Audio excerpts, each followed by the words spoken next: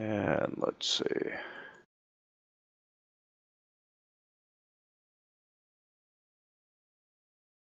Party sheet.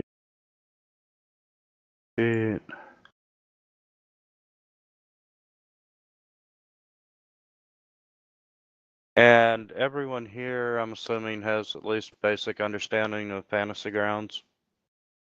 Yes, Yeah. sir. Yep. Cool.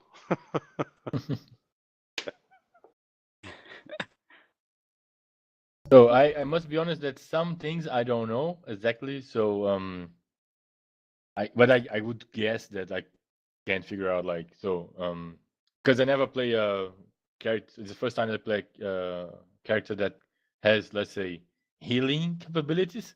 So I guess I have to drag the dice or the button with the red cross on top of someone, right, to heal that person, or would be similar to that, I believe. Yes, it's very similar, or you can also control-click on a token to target it. And Yeah. And then, okay, that's what I know how to attack. Okay. Yeah, okay, cool. But then that's all, I guess.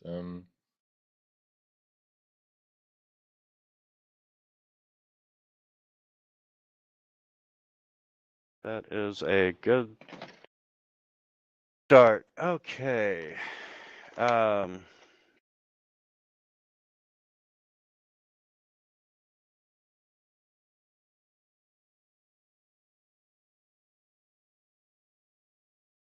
Stories.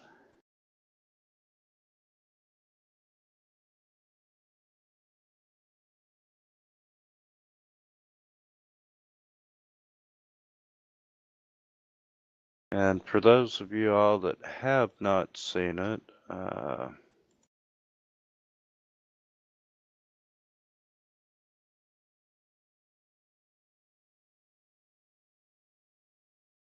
welcome to Tomb of Annihilation.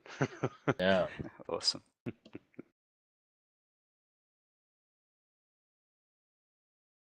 Yeah, this adventure, they used the same bad guy from the Tomb of Horrors, but they have added so many new things to this adventure that it is amazing. That's not good. Sweet. That's the guy. I think I'll Osrak. start working on my second character right away. Oh, you didn't bring backups? To be Oh, honest, I no. started already thinking about it.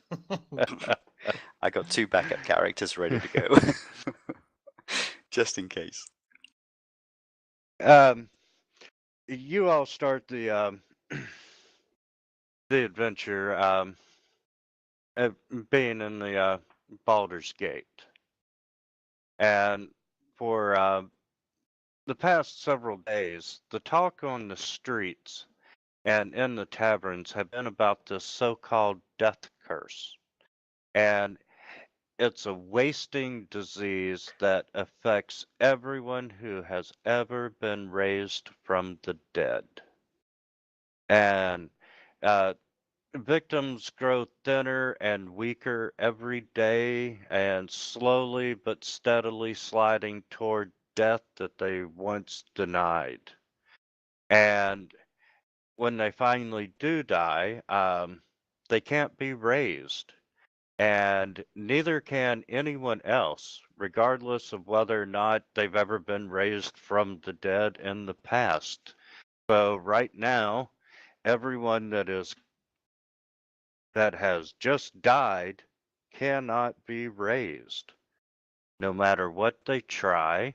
And you know, the church and the scholars are all at a loss to explain this curse that has affected the entire region and possibly the entire world.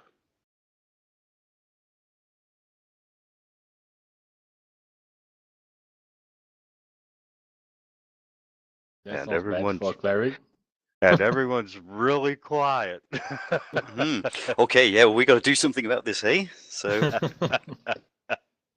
got to find the source of this, and yeah. So, with that being said, when your character dies, your character is dead. Oh, so there's no like even say save dice or something. Zero is dead, gone. Once you have failed your 3 Okay. death rolls, you are Then- dead. Okay. All right.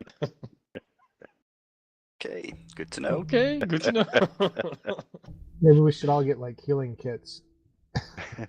Yeah, that's number one. Yep. I do have still proficient in medicine, but yeah, I don't think that would be enough. And with all that, they have made it easy to integrate new characters into the story. Cool. um,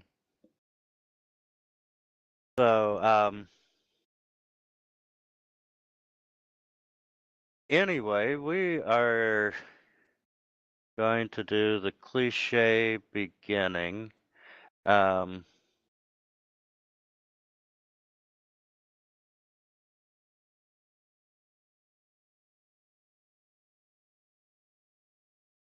Actually, we're not going to do the cliche beginning of you're in a bar. Oh, there's a guy in a Oh, hooded okay. cloak smoking a pipe in the corner.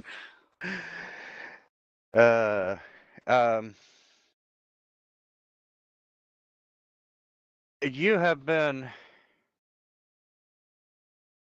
you've been invited.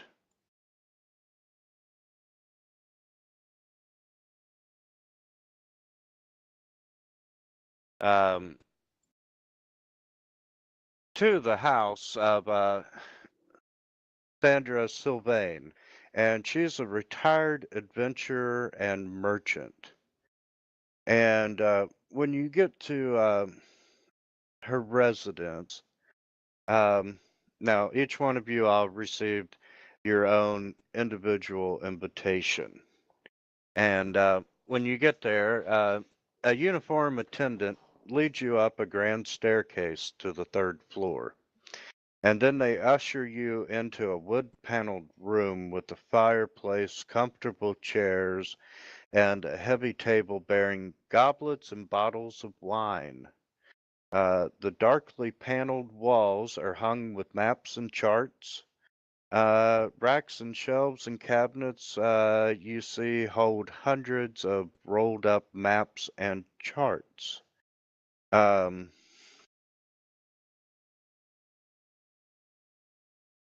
And since this is your first time as a group, we'll just start right from left to right, and you all can describe yourself and to each other.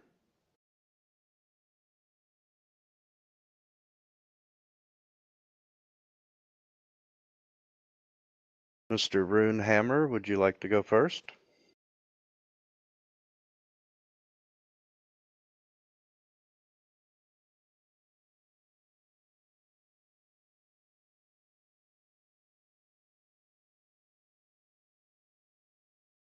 Would anyone like to go first?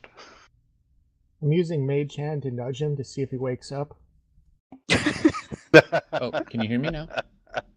There you go. All right, he's using a different button for talking. I am Runic Runehammer. I look like a typical mountain dwarf with a helmet, scale mail, and a war hammer with runes on it. But I am sort of a rune wizard.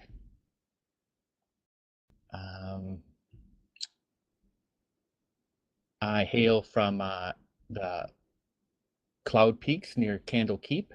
So,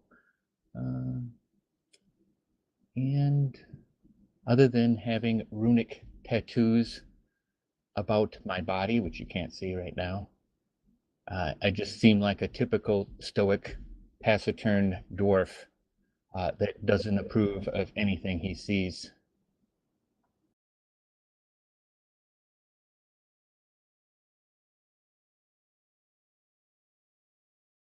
Right. Okay. Gudrun? Yes, so I'm Gudrun Hightower.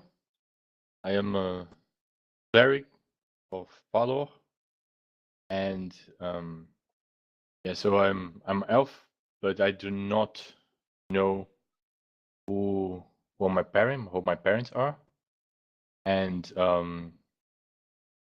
yes, I'm a bit bounded by that, and although I'm calm, and I don't get desperate really easy. I am a bit due to the fact that I do not know who my parents are. I'm a bit judgmental of others, including myself. Yeah. All right. Marcus? Okay, so Marcus Greywarden, he's a tall, athletic human with platinum white hair and noble bearing. He actually hails from the city of Baldur's Gate, and he's been asked by several of the noble families there to investigate this death curse, being as the noble families are probably well healed enough to pay for various sort of, healing and resurrection services. They're probably pretty spooked by the fact that that's no longer working, and that many of the nobles are now kind of wasting away. So he's basically been asked to go ahead and investigate this, get to the bottom of it, and if at all possible, fix it. So that's kind of why he's here, a bit of a mission. Other than that, yeah, he's a paladin of Bahamut, the Platinum Dragon. And yeah, so he's pretty serious countenance about him, but he's, although he's got that sort of nobility about him, he's not really condescending and seems to treat everyone very much on their own merits. And yeah, so that's Marcus. Okay, so I'm Melech. I'm a tiefling warlock. I've got the horns curling backwards like a ram, red eyes. And I'm an archaeologist who's going on this, who's looking to make some more money for my research. And I have a medallion with a little like squid-like creature on it around my neck.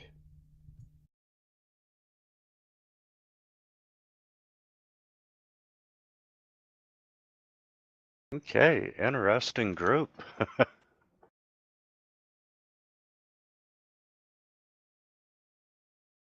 Okay, and as you look around the room, you see a person is seated in an overstuffed chair near the fire.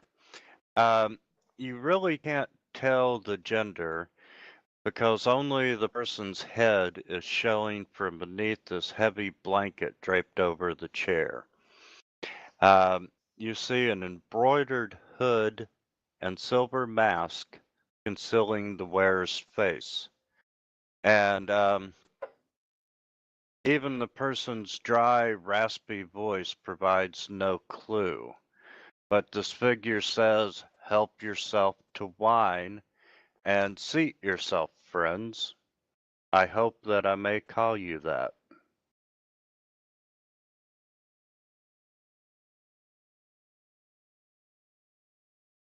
Like the bottle or a drink of wine?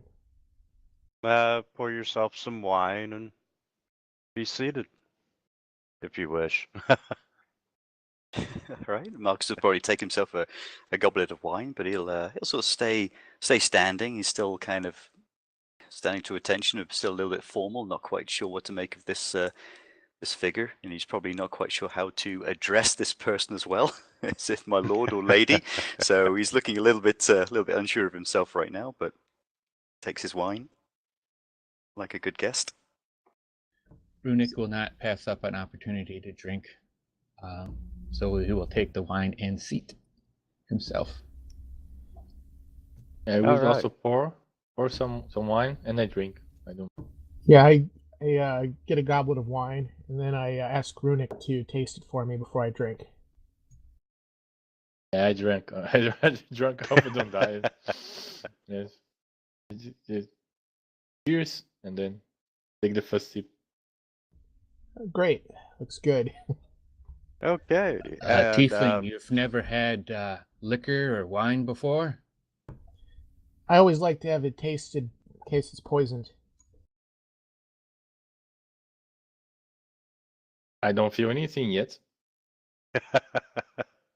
Yet.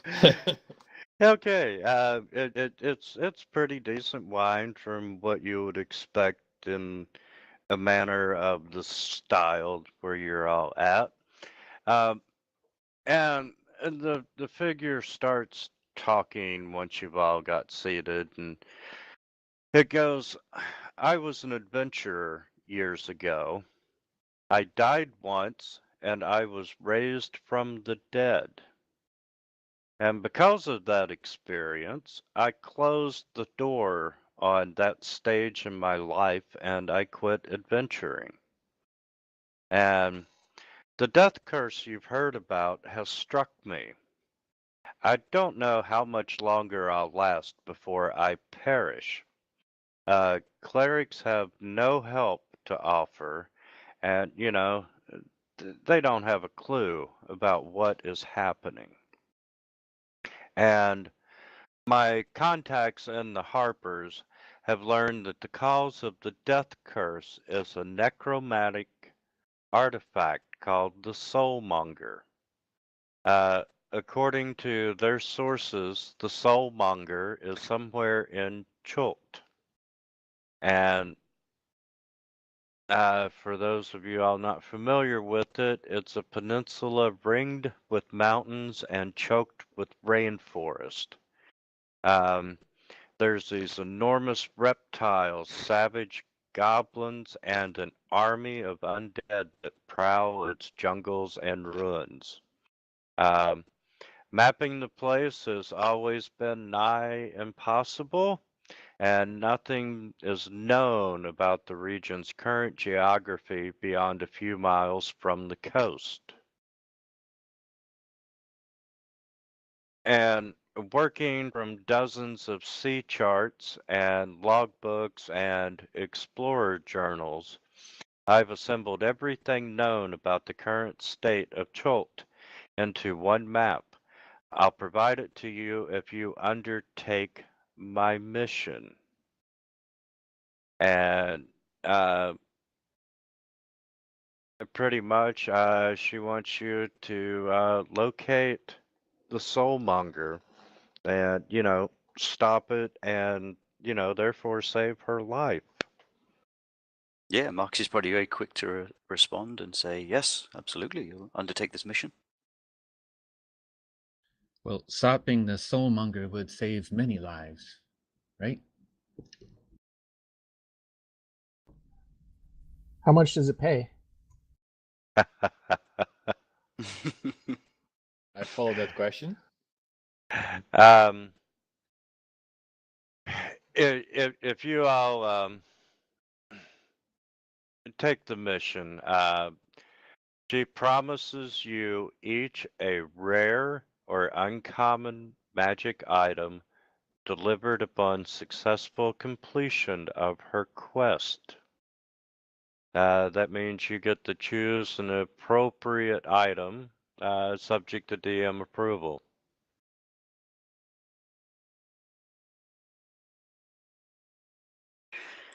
Sweet. Well, Marcus would probably say, oh, no, that's not necessary at all, my lady. Yes, I insist. There's no way I could not pay you for sending you into the danger that you will face.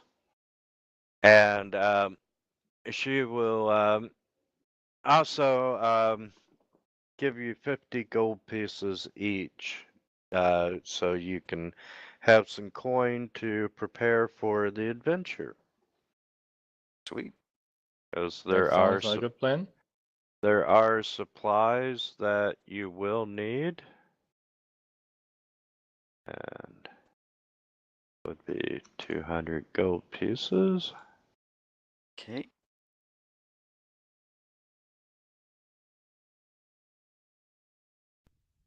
Thanks.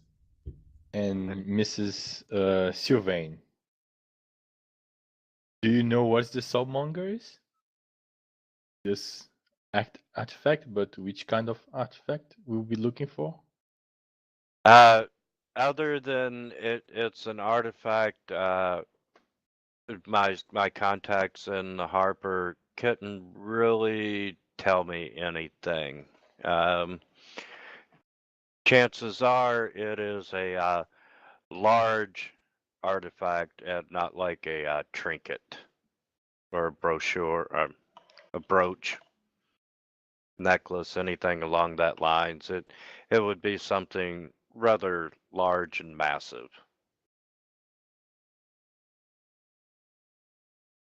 And may I ask if this was just this artifact action is just if your Harpers know about it, just started by itself, or if it was assembled or initiated by someone else? Unfortunately, that is all that I know.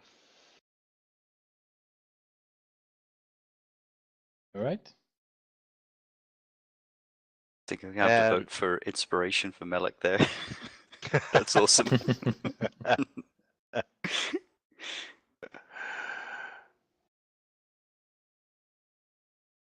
Sorry. I just saw that. That is funny. Okay. And she goes on to tell you that player's map and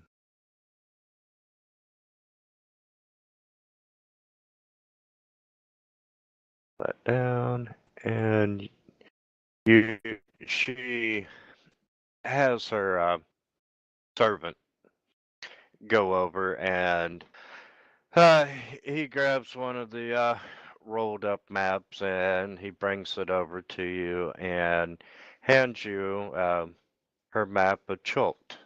And this is everything that anyone knows about this region that doesn't live there. We get a bonus for making maps of the area.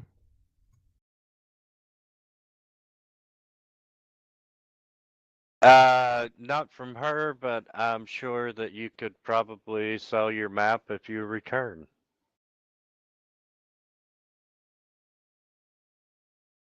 If we return. All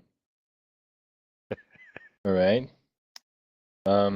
It seems that the port Nyanzaru, I don't know if this is the right Nyanzaru, seems the biggest city here, right? Yeah, looks that way.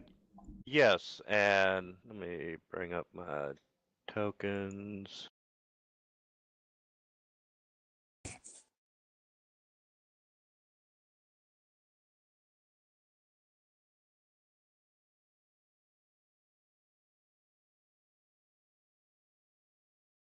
Looks to be the easiest way to the interior as well. Yeah. What about Issue? Or Ishao? Oh my god, it's a giant P. Yeah, Ishao here in the refugee bay, right? And Then we have Merzro, or that Port Castiglar.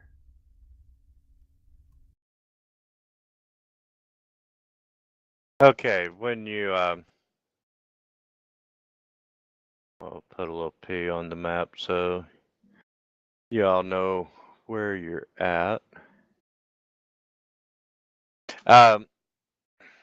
She goes on to tell you that when you're ready to depart, she will teleport you all to Port Nyanzaru, and that is the only major settlement in Chult.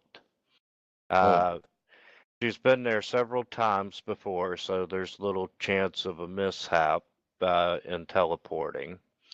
And once you're there, she's going to stay with a friend of hers named Watanga Otamu, and he is a merchant prince. He's one of the 7 merchant princes who rule the city. And she's like, I do have some misgivings about sending inexperienced adventurers such as yourself on such a dangerous quest. But I can't take any chances. Right. And how many other princes are ruling there besides of Mr. Otomo? There's 7 total that rule the city. And the others are known to you, Mrs. Giovanna? Giovanni? I don't know all 7 of them personally, but I know of them.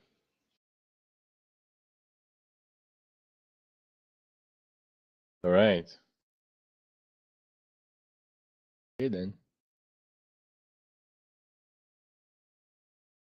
Okay, and she says, if you need anything here, you can go get it. If not, the port expects that you'll find enough treasure. The port is a large enough city that you will find anything that you need there.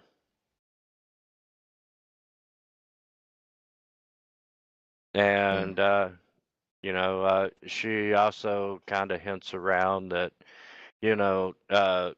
Chult, as well as being dangerous, is also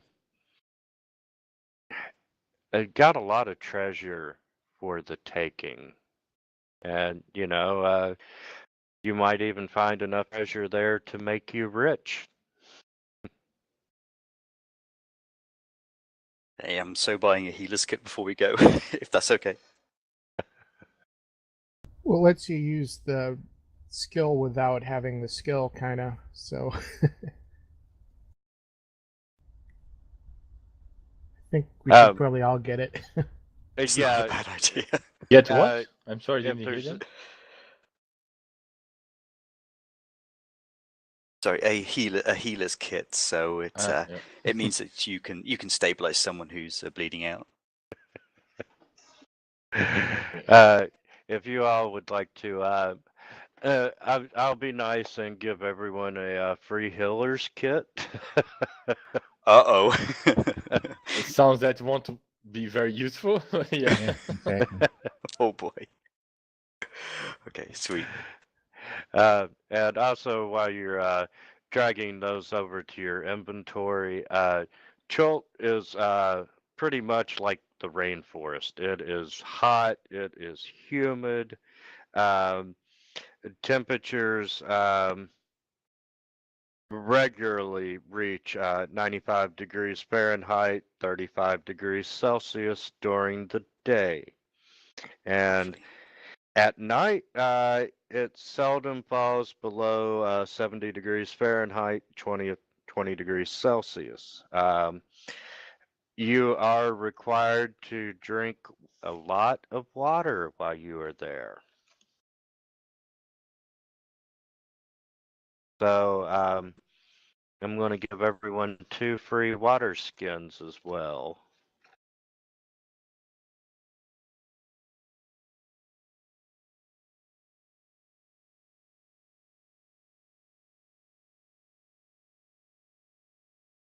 And on any given day, there's a 25% chance of a full-blown tropical storm with sheets of rain, high wind, lightning. Oh, lovely. Tall waves, immense surf around the coast.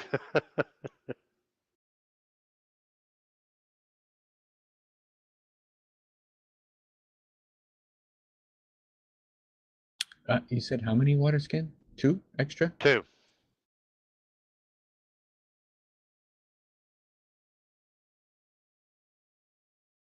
I think it's like is it like so we 2 can just buy per any of day? the items we want. now, or? Truly, buy what you can now, because the prices will go up once you're in Chult. So a water skin, is that good for 5 days? 1 day? I think it's like half a day, isn't it? One water skin. I think you need like 2 per day. Is that right? Yes. Yeah, it's crazy. I might buy another one.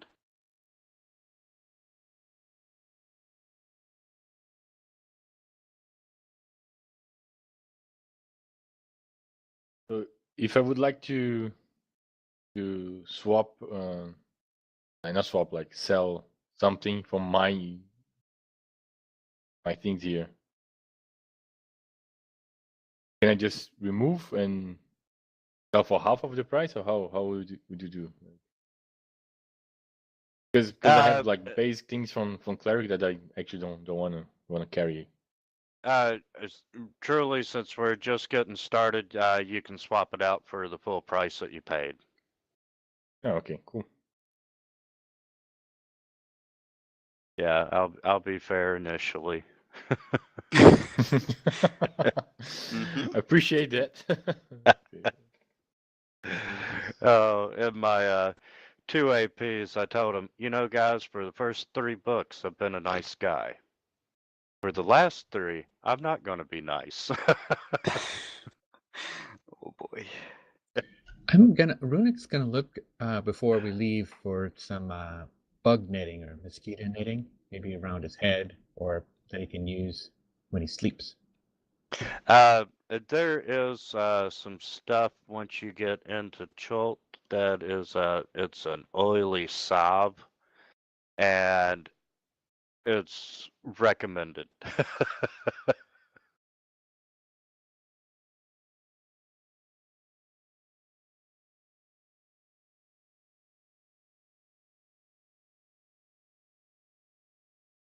Okay, there we go. I think we're gonna have a water problem.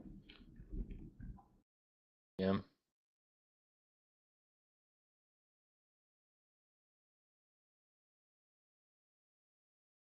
And just since we're on the subject, you know, she's gonna let you know what the conditions are up front and stuff that you need to look for, and that would be library,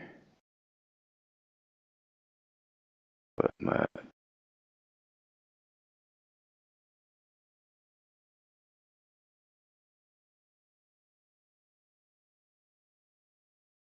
For insect repellent,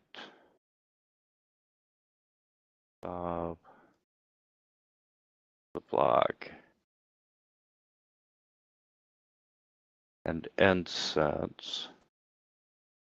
And there's also a device called a rain catcher, which is a simple contraction consisting of a 5-foot square single leather tarp and a wooden frame with legs. It catches 2 gallons of drinking water per inch of rainfall, and it'll hold up to 8 gallons. Oh, Oh, perfect. good.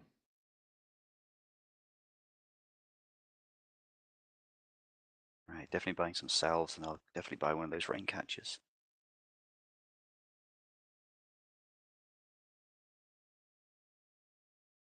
And let's see. That last one is a link to gear that is available at the port. Might need that eye patch. Arg. Oh, I see. That's everything from the module. All right, I got a rain catcher.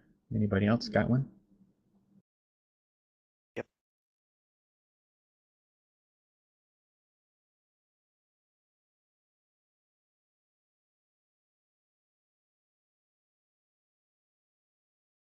And since we're on the subject of death, I was going to let the group make this call.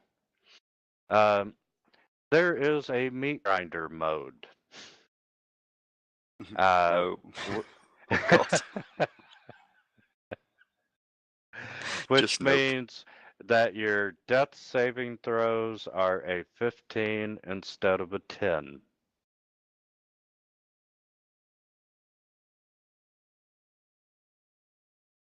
That's No. hard, huh? No. I think it's fine. I think we're fine as we are.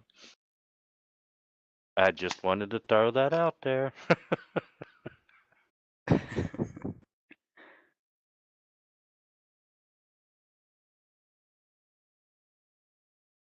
Does it actually give you more XP or gold or something like that if you have that mode switched on, or is it just for the challenge? Just for the honor. Just for the... Exactly. Okay. Buying the last water skin here. Okay, I have shared that quest. Got the parcel.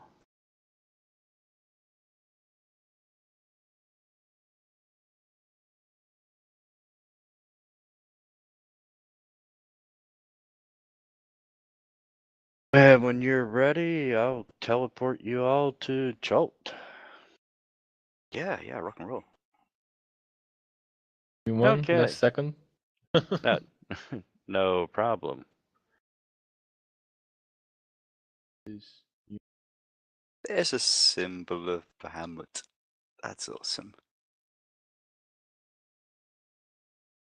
25 gold. God, jeez. See, they rip off the tourists, don't they?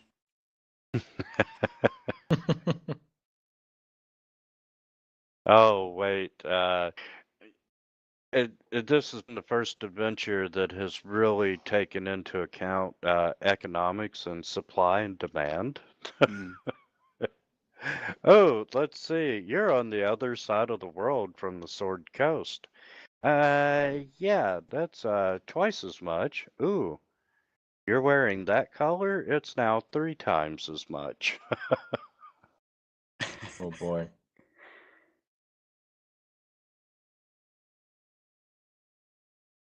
Okay. Sindra, she goes through the ritual that's required for teleporting, and once again that she assures you that she knows the harbor well enough to arrive on target.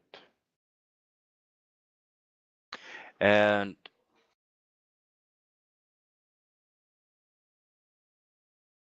as you step through the portal or disappear, whatever teleport does, you appear in a tropical city underneath a blazing sun. And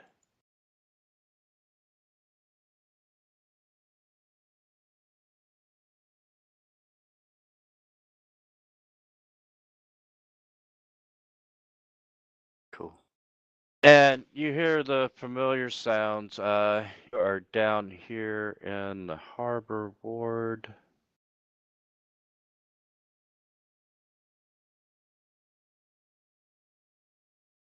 There you go.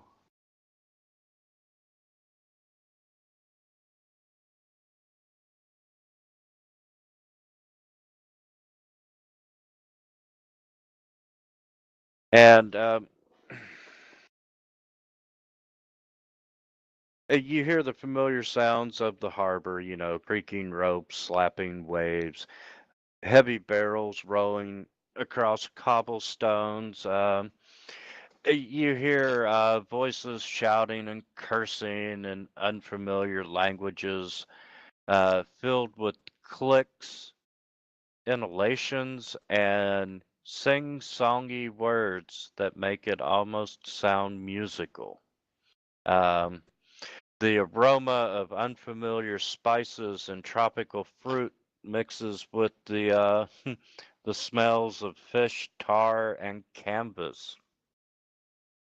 Beyond that, the city is an explosion of color. Buildings are painted in bright shades of blue, green, orange, salmon pink. If they're not painted, the walls are adorned with murals depicting or portraying giant reptiles and mythical heroes. Every building has these baskets and clay urns of colorful flowers, and they're draped with leafy, flowery vines. There's minstrels in bright clothing, adorned with feathers and shells, performing on the street corners. You can see these multicolored pendants and sun awnings fluttering atop the city walls. A group of children run past you, and they're dressed in feathered hats and capes, and they're squealing in delighted terror as a street performer that looks like he's costumed as a big toothed lizard. He's stomping and roaring behind them. And the whole city seems to be bustling, sweating, laughing, swearing, and singing.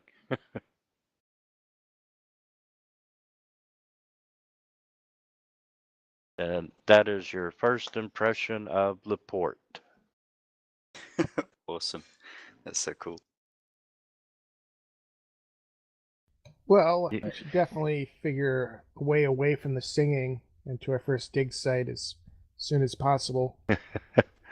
Yeah, you even see a sign that says, the happiest place in the ass end of the world.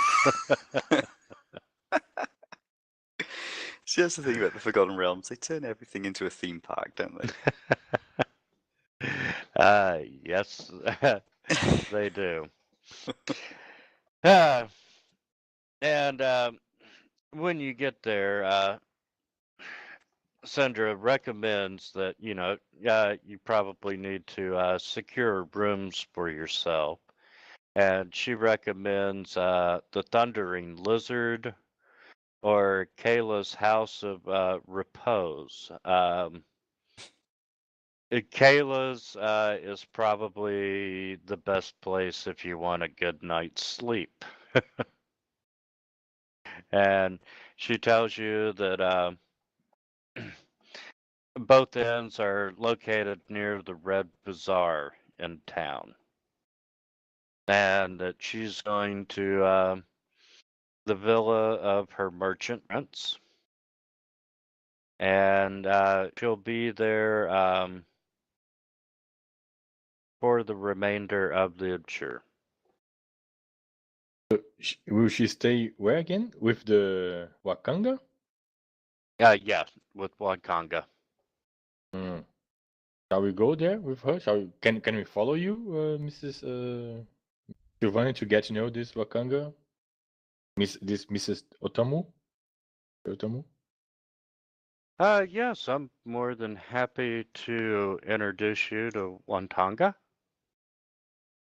Yeah, that's a good idea, yeah. Maybe he knows a bit more up to now about this soulmonger. Would the others agree? Will they come together, or would like to go to the city? Oh, Shouldn't we find out more good. about Watanga first? See if he's trustworthy? Oh, Marcus will be able to figure that out. Go look the man in the eye. That's how he does it.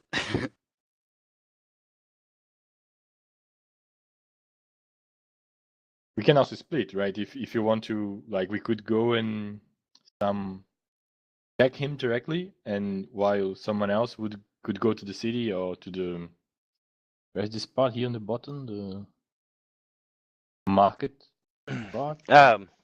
Might be a good place to get information. And while you're standing around and taking the sights in and deciding upon your course of action, you hear, like I said, this town is just a hotbed of excitement today. And You overhear people talking about the dinosaur races. What? What are these dinosaurs they talk about? Yeah, would we have any idea what the heck one of those is? Well, she's still with you, so you know, she notices that you all look puzzled over this, and yeah, she's like, "Yeah, Port Nyanzaru is famous for racing dinosaurs." Oh. Okay. Well, she's probably just gonna nod in agreement as though he knows what he's talking about, but he's not gonna admit he's got no clue. Do they gamble on the dinosaur races?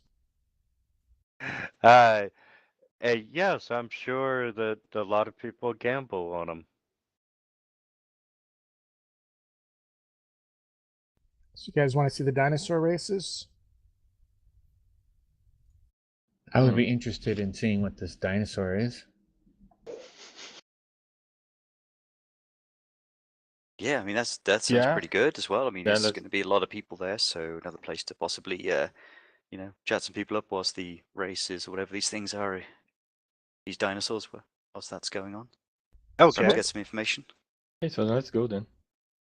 Um, So we're Ish. basically looking for a site to check for this artifact is our main goal right now, right? Yeah, yes. the soulmonger. Yeah.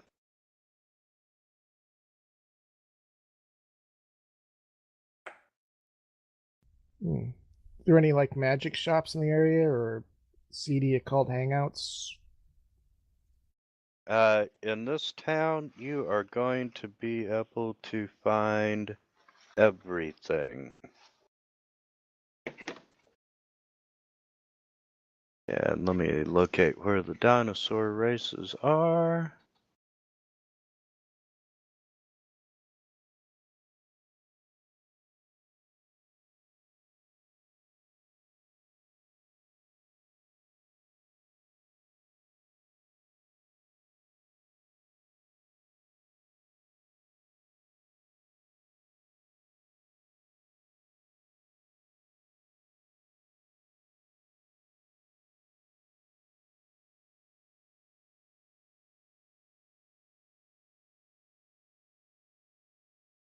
As you get closer,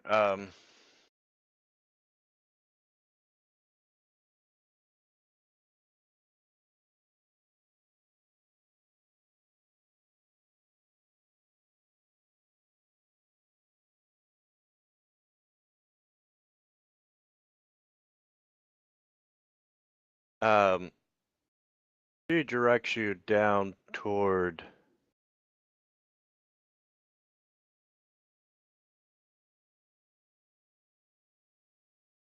I'm gonna throw another token on the map. Where she is staying is up on the hill at the W. That's Watanga, whatever.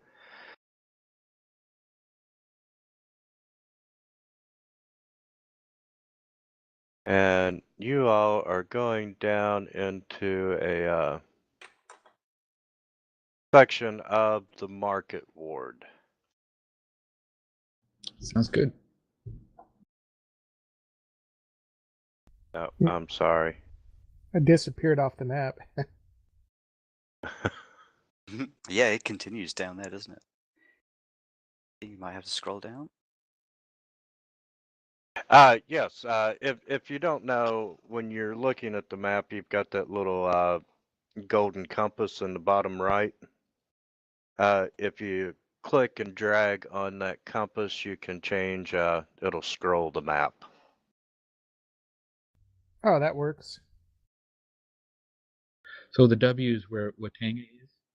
Yes. The merchant the W is where Wantanga is, and down here in the Tairiki anchorage is where the dinosaur pens are. Now, were we invited to stay with Watanga as well? She said, check out the dinosaur races, and you can stop by at any time, and she's more than happy to introduce you to Watanga. She told us to stay at an inn. Yeah, it's kind of implied, wasn't it, that we stay at the either Thundering Lizard or the Repose? Kaya's house, wasn't it? Wrote down Yes. somewhere. You Yeah, can Kaya's house. Yeah. you can come visit, but you're not staying. Mm. Yeah, just putting it politely though. Absolutely. And just to share this wonderful piece of artwork with you, yes, it is indeed dinosaur racing, and Those are dinosaurs. it happens every week. Oh. Oh, There's okay. maybe- So it's so it just happens to be we timed it just right for the races. Absolutely. Okay, sweet. And I will ask one of the locals which one is the dinosaur. Do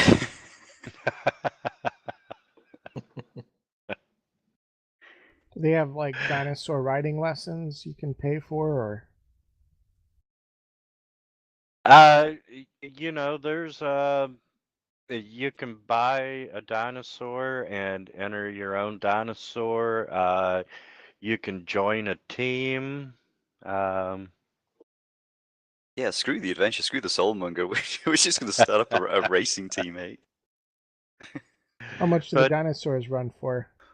Okay, as you come down the road there at the anchorage, this is where the majority of the beasts are trained, and you can see ankylosauruses and triceratops. They're the most common. So they're in what they look like little pens here, these corrals on the map. Yes, right down around the blue arrow is the dinosaur pens and the racing area. And let's see. Dinosaur racing.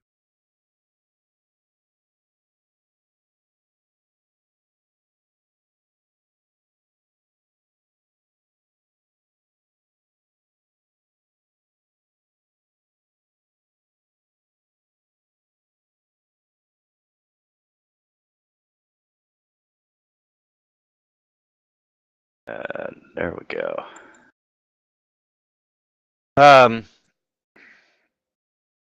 You see that the dinosaurs have been painted with these bright designs, and it's truly a flamboyant event. And the riders try to steer them around a course that winds around the harbor and around the city's four walls. Spectators are seldom injured, but hey, it's just like NASCAR. Sometimes the dinosaur's going to go into the crowd. And a typical race day has 3 races. You've got one for the 4-legged beast, one for the 2-legged beast, and a no-holds-barred unchained race. Most of the dinosaurs involved are juvenile, mainly because adult versions are too large and too difficult. The dinosaurs are muzzled and have their claws and horns blunted in all of the races except for the Unchained race. And let's see, dinosaurs.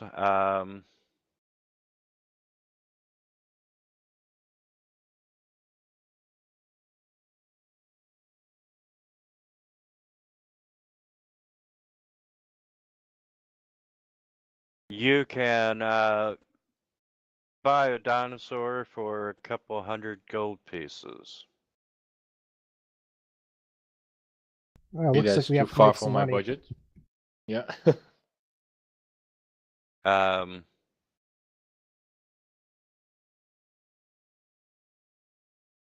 Now you can bet upon the dinosaur race, and some of the dinosaurs are,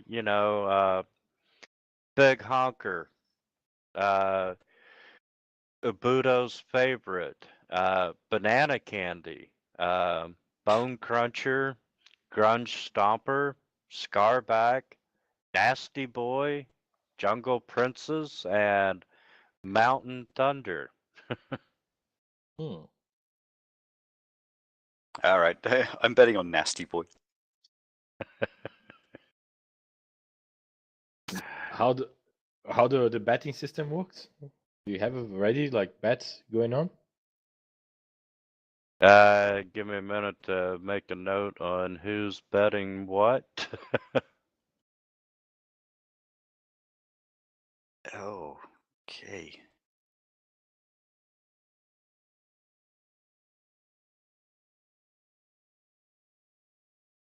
Why not? Just put me down for 10 gold pieces on Nasty Boy. And who said that? Oh, that's Marcus. Marcus. His idea is to kind of like, throw some money around, win or lose. Hopefully, you'll get a little bit of attention, and maybe you can start a conversation with some of the other guys, some of the locals involved in the betting. Yes, Nasty Boy is, he's got a 1 in 3 odds of winning. What you said? Banana Candy? Banana Candy is 3 to 1. I'll bet 5 gold pieces for win, place, and show for him. I'm just watching. I'm not betting on that. Are there any dinosaur racing like sponsors? You said they're painted. Yes. You said 10 on who? Banana? Oh, that would be 5 Banana Candy. On Banana Candy.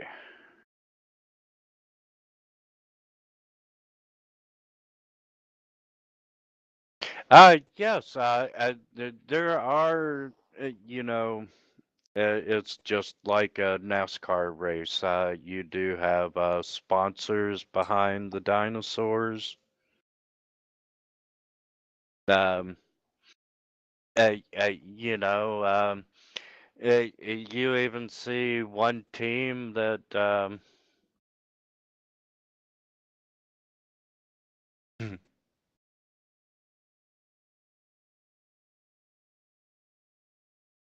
let's see, outside the booth of Jungle Princess, who has a 1 in 5 odds, are you can even see a sign that says "Dinosaur Rider Wanted." Must be brave.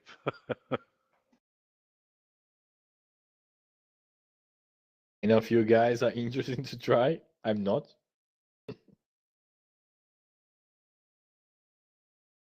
I'm not interested in that, considering I just discovered what a dinosaur is.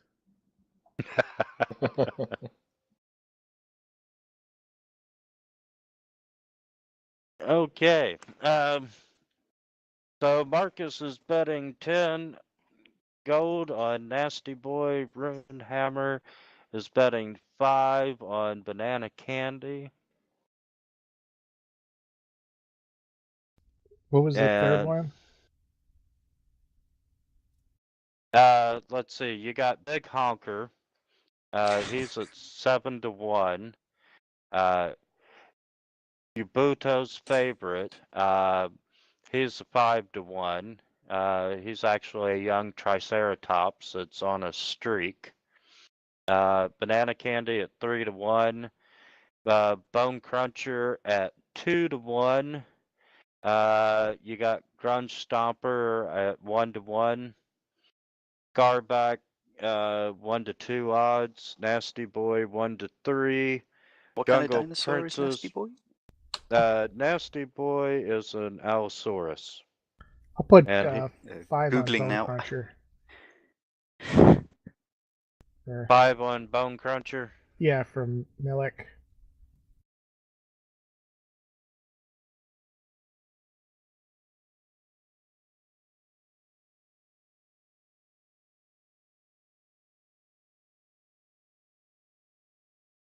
And good.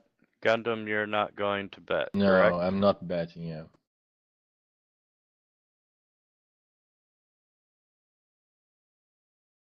Okay. You know, the bookies. Hey, we trust you, but you know, if you lose, we'll break your legs. And okay, pull up a dinosaur racing map.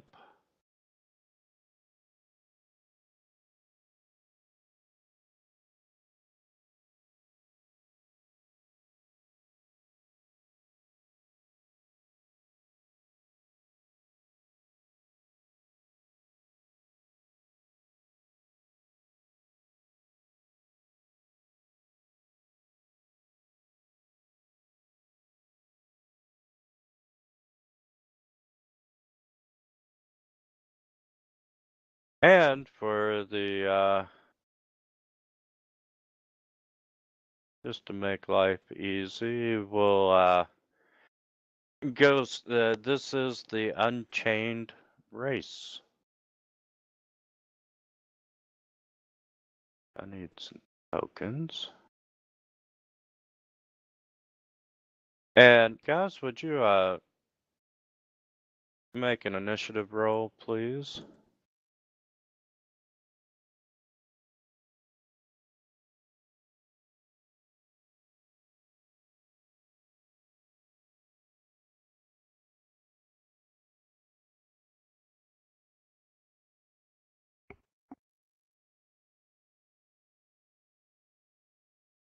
Cruncher.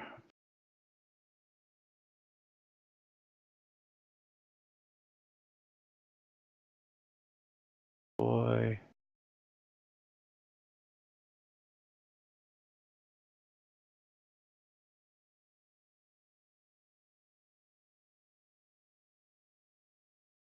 Throw in Big Honker.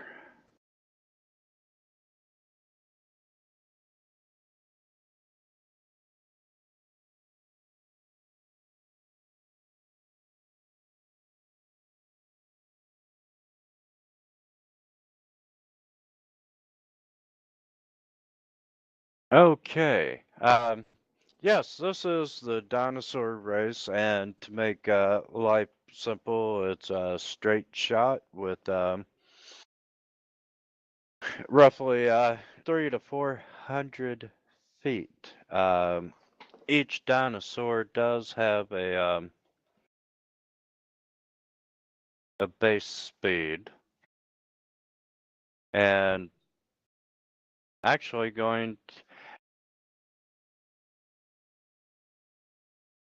since you all bet,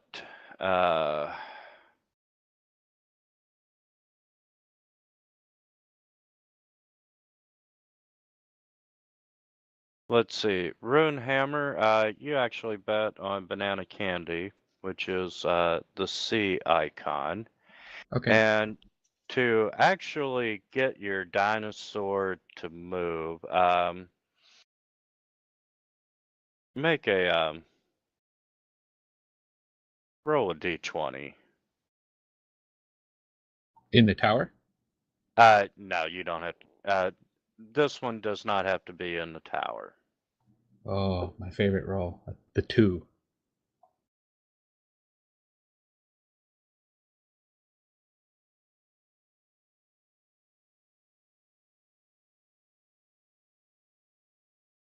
Okay, Banana Candy is kind of being a little difficult, and at the start of the race, doesn't come off the starting line.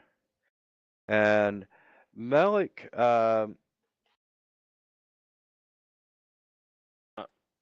for Bone Cruncher.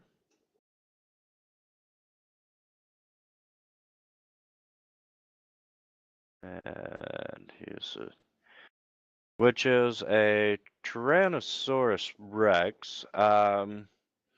He does not come off of the starting line either.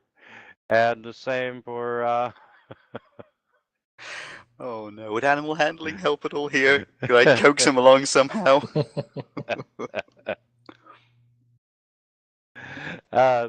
Actually, if you have animal handling that would give you a bonus, then yeah, throw it instead. Guys, we can roll this out where you can do the rolls initially. When you hit the DC, your dinosaur actually moves ahead 75 feet. Or I can just go ahead and generate the results of the race if you desire. I would like instant results. That's my vote. Yeah, I think that would be. That's fine. Yeah, that's good. Okay. All right. Racing dinosaurs. Where'd my generate button go?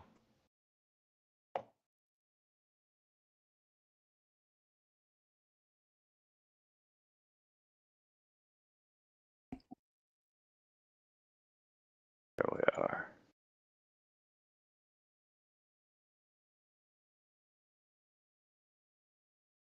Okay, let's see. The winner of the race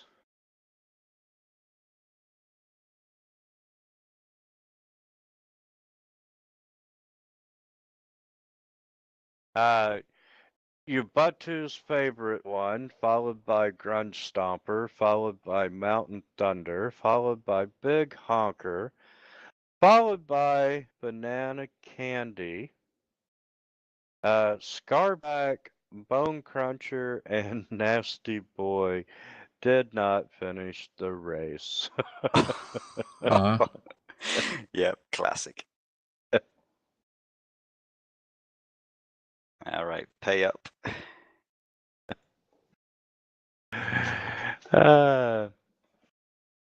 Okay, pay up my 5 gold. Me too. And that is it for dinosaur racing. Don't you love it? Awesome.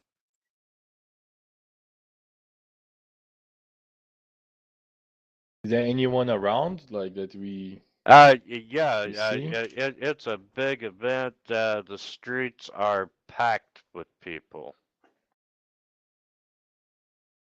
Okay.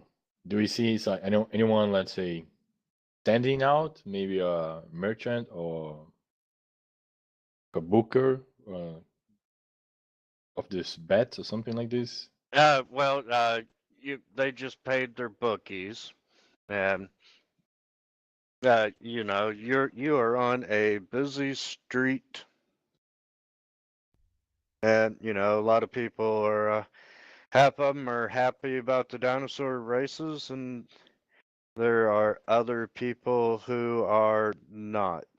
Do you hear anything like people talking about anything related to this artifact or interesting places nearby we should check out?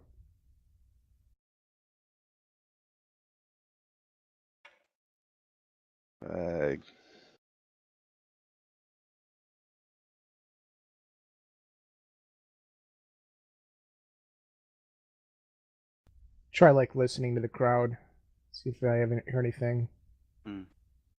Yeah.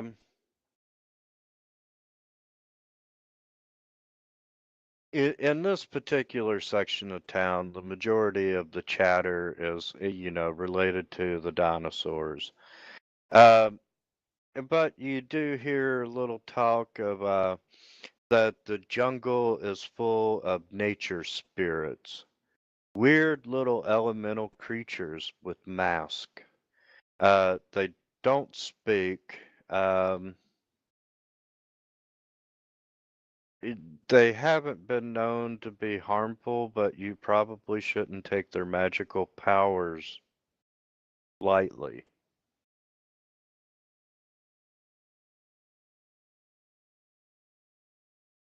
And another piece of information that you would have probably picked up, Chult was once a playground for a green dragon.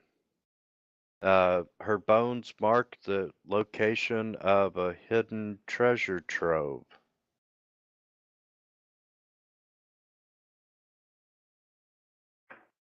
Where are the And bones? Sorry. yeah, the bones of a green dragon.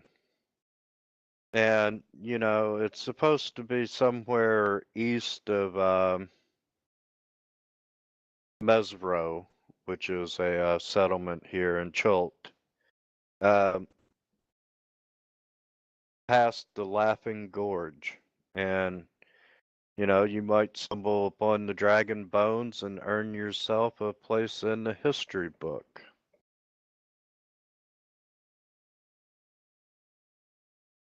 What's the name again? The Gore? I'm sorry, I didn't get the name. The gorge is the Laughing Oh. Gorge.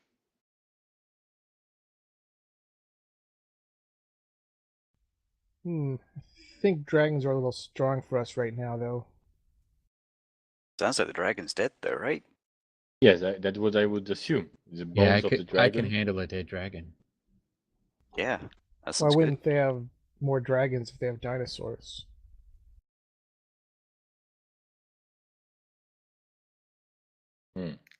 I didn't know they were related. Well, a dragon's basically a big fire-breathing dinosaur, right? I wouldn't say that to one's face. It might offend them. And I looking around the crowd, some of the people that you see these gentlemen are unmistakably soldiers, and most likely they're mercenaries. And you can tell that they have a insignia on them that identifies themselves as the Flaming Fist. mean, yes. Yes, and you are coming from Baldur's Gate. You would know that they are a mercenary company. Oh, maybe the mercenaries know something. Maybe they do. Do they have the like a post, a guard post, or something like this, where the soldiers are normally point of meeting? I don't know, barracks. You know, what could be?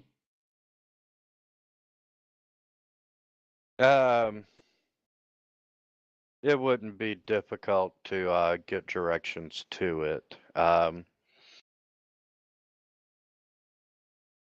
If you're asking anyone on the street, you know, they would tell you that the Flaming Fist does have a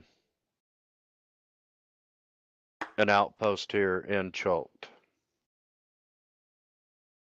So, guys, shall we go there and try to know more about the artifact, or maybe about the Laughing Gorge?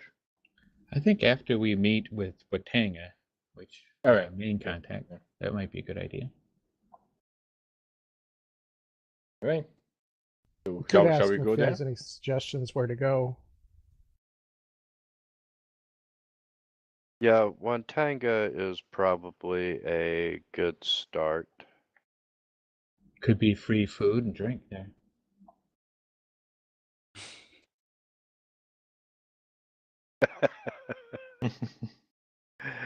Okay, back.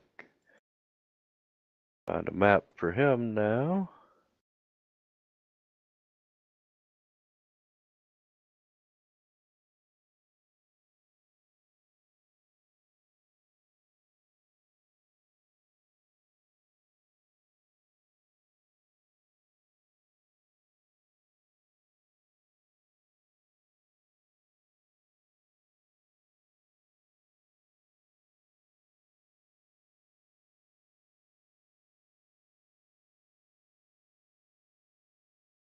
And right one.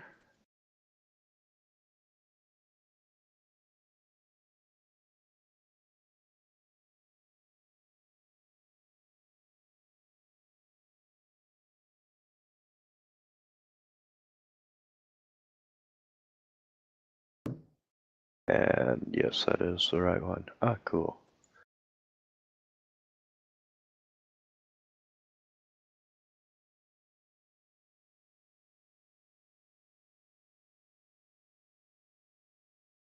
All right. Throw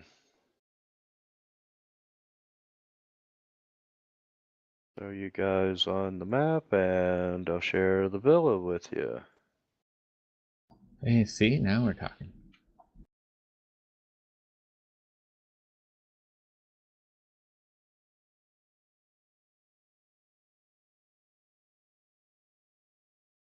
Do we move there to the Wakanga Villa? Yeah, you're going to. Okay, cool. Because I don't know if there is if you're showing another map because I haven't seen.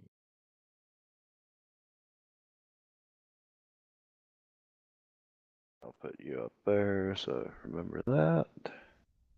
There we are, right by the big W. And now you have a new map. This is a lavish villa. These airy, open, opulent mansions Whoa. are patrolled by guards and so forth. Of which, when you approach the house, you are met by a guard who's asking you to state your business.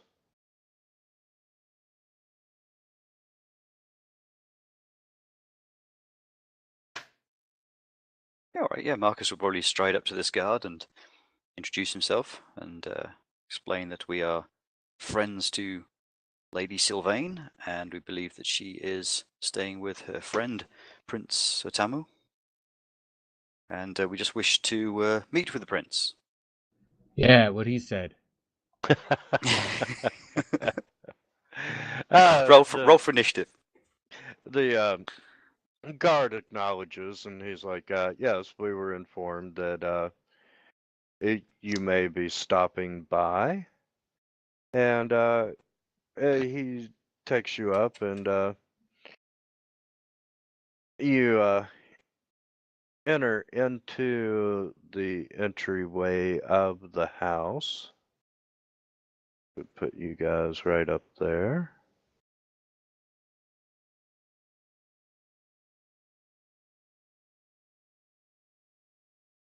And you walk into this pleasant, breezy, tiled courtyard. It's got a splashing fountain.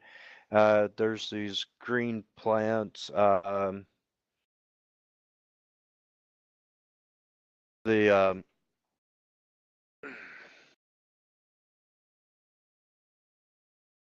The guard says, you know, if you need to refresh yourself, that you can use the room there to the left. And he says,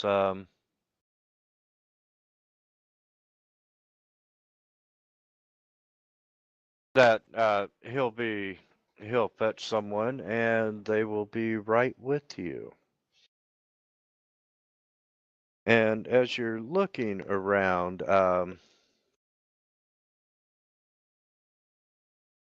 you hear soft music playing throughout the home.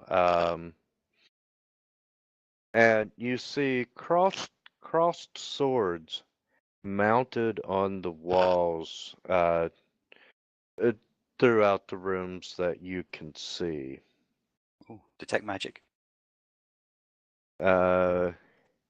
Yes, they are showing as magical. Ooh. Oh, sorry, it was a joke. I'm not going to go around trying to loot the guy's place. Yeah, there's And too many guards. Yeah, it would just be rude anyway, right? We just arrived, right?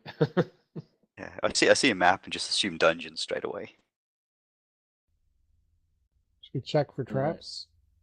Okay, and Runic will check out the room to the left that I can refresh in, finding out what refresh means to them. it's a simple washroom. So there's no drinks provided in there? No, you won't find anything worth drinking in there. Is there a servant handing out mints? Not in this particular instance. Oh dear. And let's see.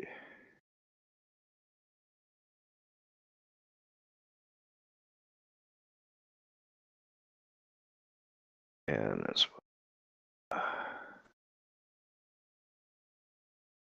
Anything that okay. Yeah, go ahead. anything that we could check around, I don't know, this small pool or water place in front of us, or does this looks just a normal house, or Yeah, it's a normal house for a rich merchant prince. Well, it's Right. not really normal. It's above Yeah. ground. Is that Uh, water clean there in that in the middle section? Yes, it is.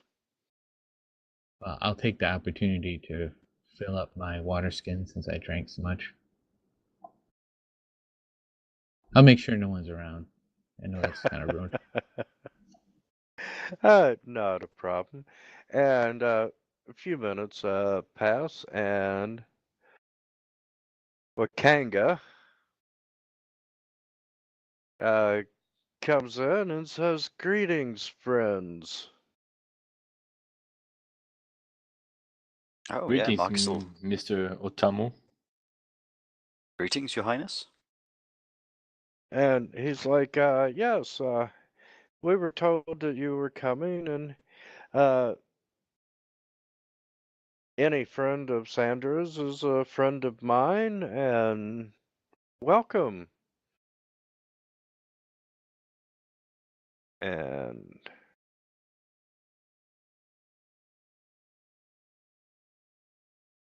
We were Right then. interested in hearing if you had any advice on areas to start with our search.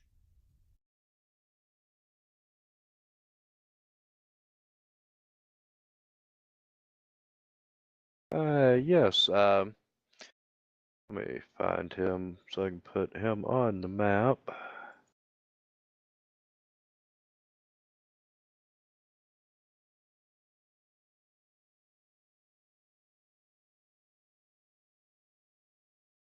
Okay. There we go. And he's like, come on in, friends, and let's sit and be more comfortable. And he leads you into the sitting area there on the east side.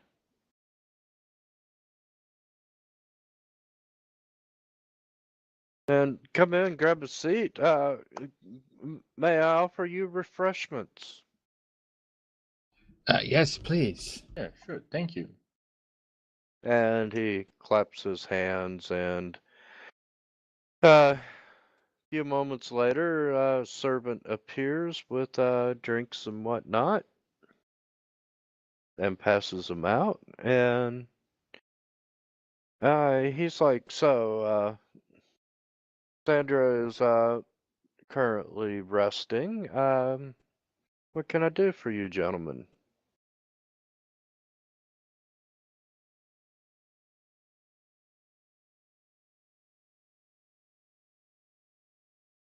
Right. So that's she invited us to try to investigate this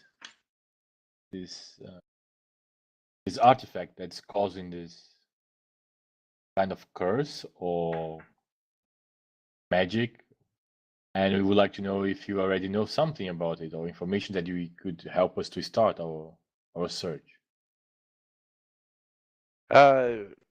Truly, I don't know very much at all about the item, except what Sandra has told me. It's not surprising to me at all that an artifact of this power would exist in Chult. For there are many strange and unique things that happen in this part of the world. And Sandra and I have been friends for a long time, and I hate to see her suffer from this death curse. And I really do wish I could tell you you need to go here into the jungle to find what you seek, but I can't do that. There been any sightings of undead anywhere you know of in the area nearby? Oh, he just starts laughing. He's like, "This is Chult. We have undead everywhere."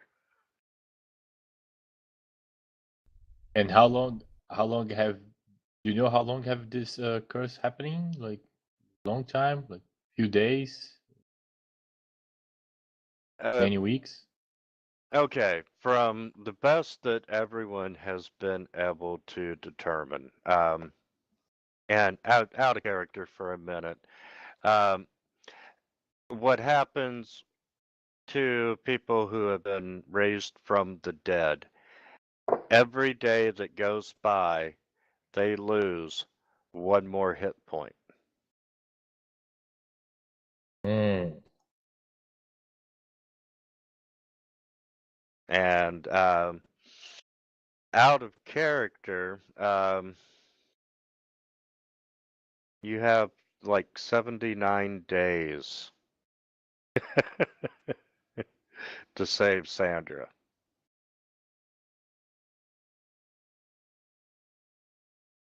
All right.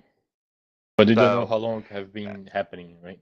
a back-end character, people started getting sick about 20 days ago.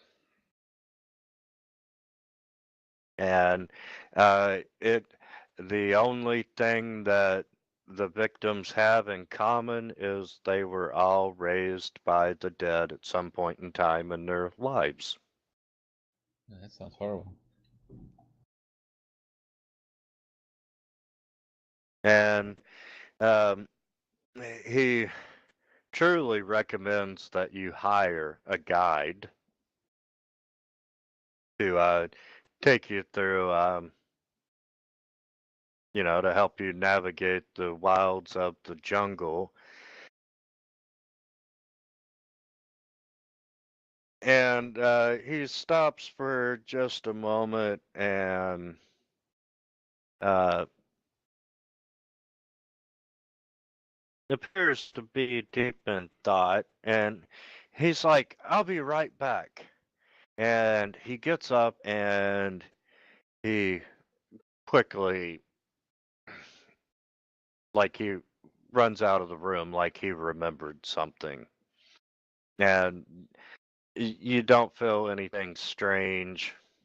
You're completely at ease with this guy.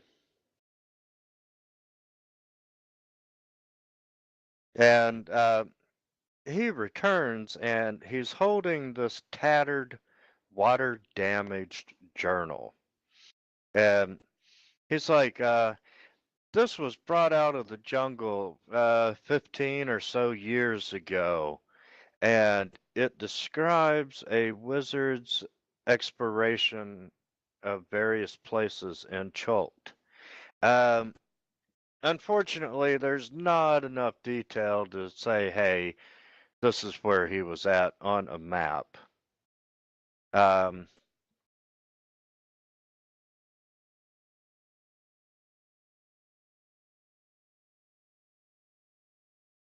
And Right. he's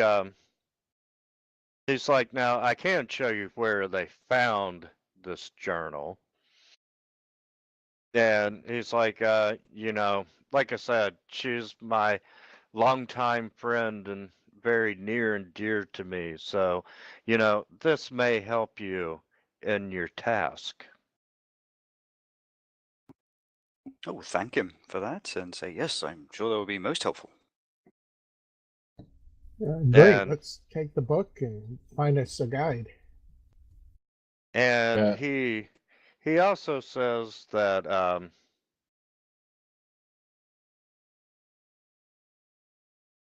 he's read the book, and the wizard's whose journal it is never named, but it does talk about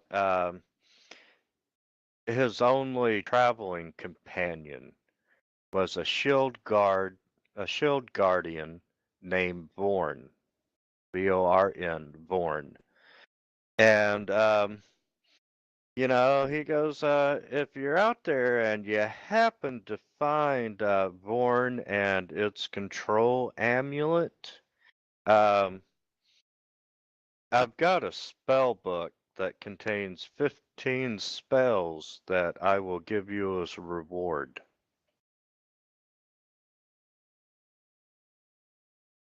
Okay. That also sounds interesting. Wait, the reward is for finding this guy? For finding the shield guardian and its control amulet. Roll amulet. Oh, the shield guardian is like an amulet or some sort of magic item. Correct. Is it like a device? It's actually a construct.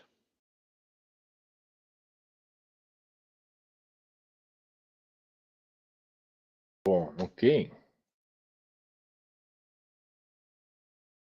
And I'll share the quest there.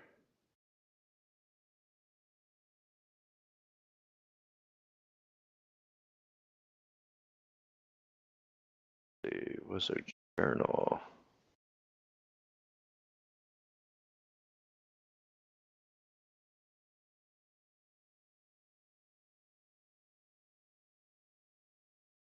Oh, okay, so it shows where the journal was found. Yes, give me just a minute now. Okay, cool. What's the start? Put that on the map.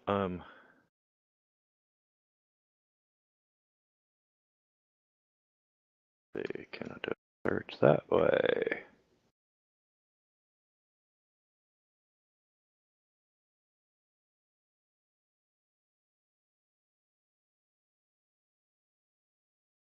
Okay, see Born in Chapter 2 for more information.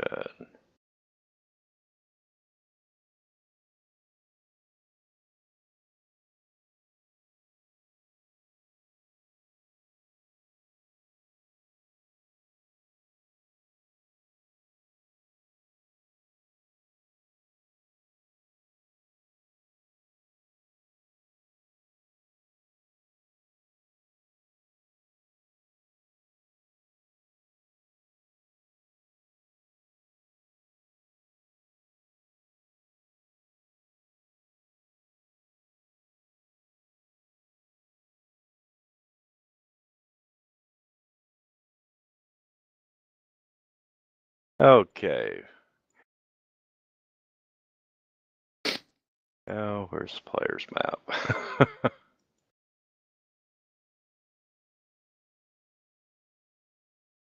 I have never seen a module that had so many images and maps and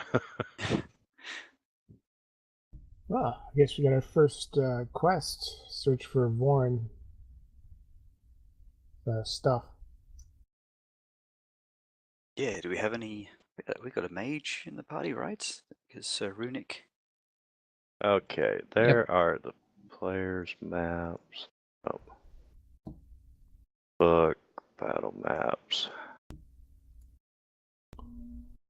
There might be spells that might be helpful for us later on. Yeah. Probably sell it for quite a bit. I don't need the money. I need the spells. Yeah, 15. Yeah, that's a good payday.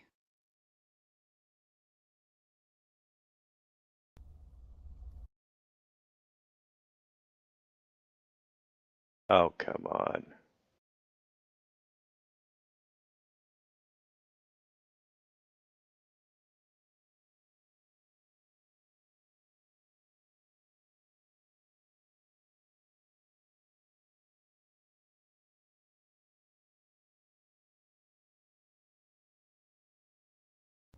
Oh, Battle maps, players.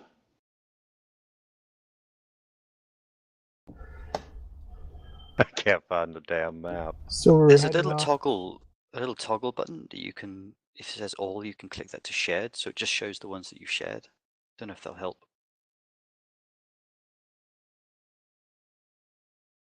Oh, we're looking for the player map for Chult, unpinned. Yes. Yeah, so bottom right of Yes. that window, Yeah, it if should we be go to it says shared. all. Yeah, Can you do me a top. favor? Up by the name is that little round button. If you can drag that icon over to the chat window, that'll share it with me.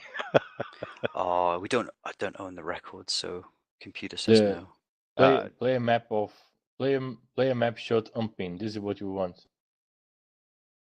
Yeah, do you Wintermute? Do you see that where it says all? Yeah, I'm seeing it. And you can, if you click that, it says Player. it's to just the shared ones. I should hopefully filter it right down.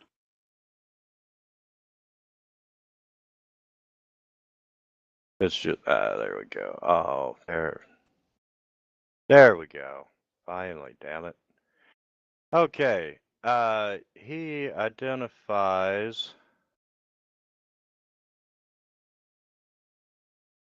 another token.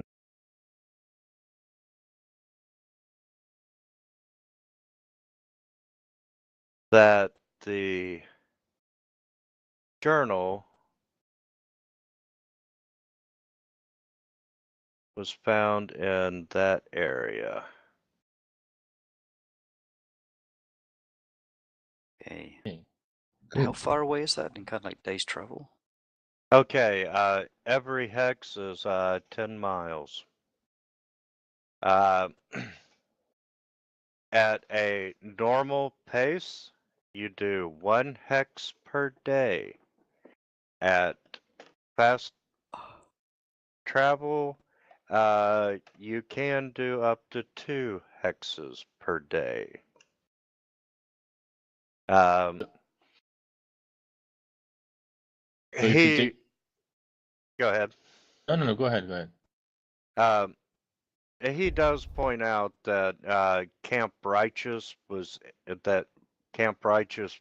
in that area. And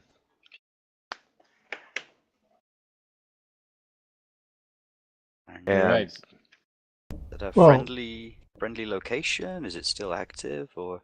Give me half a second and I'll tell you all about Camp Righteous. Looks like I need to buy some more food. Yeah. Yeah, right. I like those the what is it, the waterproof rations or the preserved rations or something they got. Well, we could maybe. Does someone have any skill to find food? Because I'm a cook. Just in dungeons. None whatsoever. Marcus usually has people for that sort of thing. Yeah, let's find a person for that. I saw my hunter's trap. Damn it. Well, there you go. Perfect. Okay, the Order of the Gauntlet, which is they are followers of good aligned deities such as Torm, Helm, and Tyr. They have vowed to protect others from evildoers, right? And as a result, they have committed considerable resources to getting rid of the undead menace in Chult. And they had made a forward base called Camp Righteous. However, Camp Righteous was overrun by the undead. Oh. So they retreated further south and eventually built a new fortification called Camp Vengeance. All right. Okay.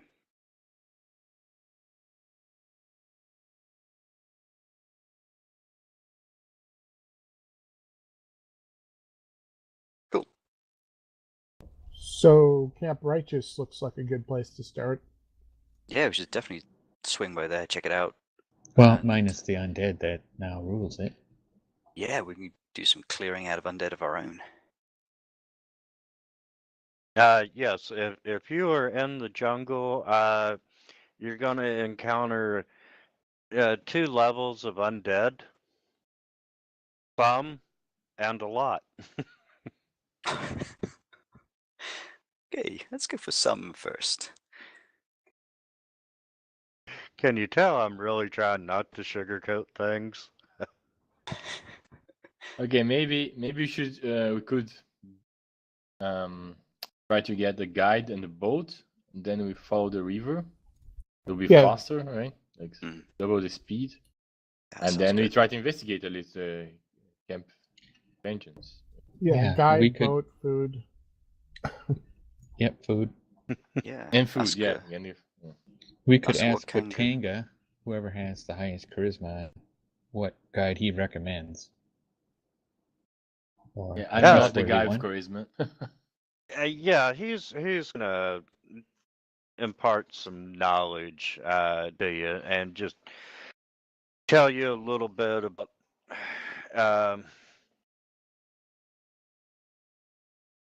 some things that you might need to know.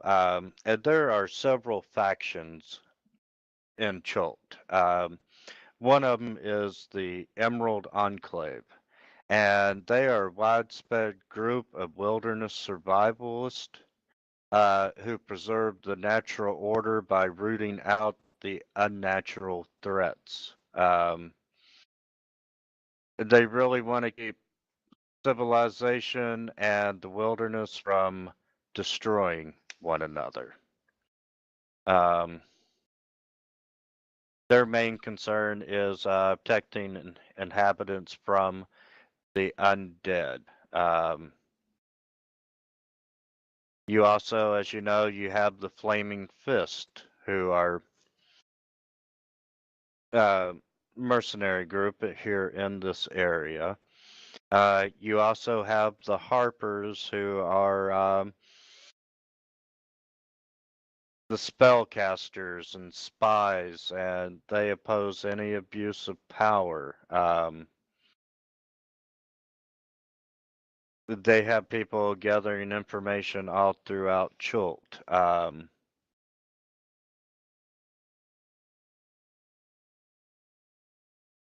You have the Order of the Gauntlet. Also, the Red Wizards are in Chult. We've heard rumors that they have members of their society here in Chult, and naturally, we also have the Zentarum here in the area. And they're starting to establish bases and so forth. And, you know, like them or not, the Zentarum provide the best mercenaries that money can buy.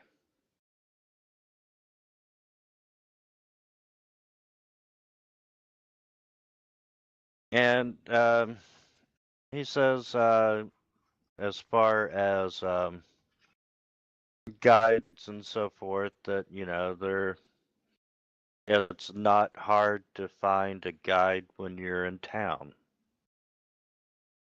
Okay. Any particular guide that he might recommend? Um, With a good reputation.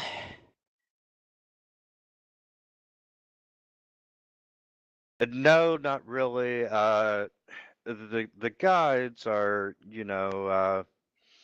more or less Prince Jobal's business, and he explains that, one of the other merchant princes is responsible for the guide services in town. Is And that particular prince a rival of yours? he kind of laughs and he's like, well, no more than any of the others, we always compete for power and especially money. Frenemies. Exactly.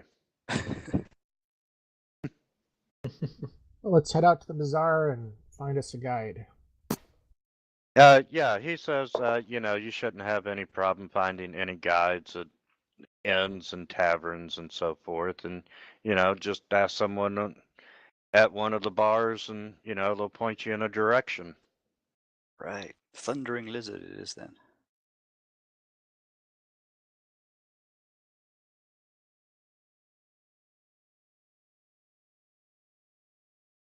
Okay, you make your way out into the town. And, everyone's still pretty much excited about the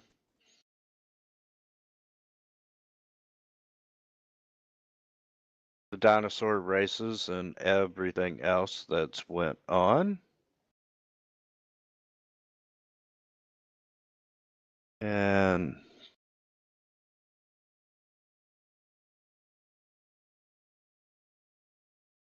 And as you're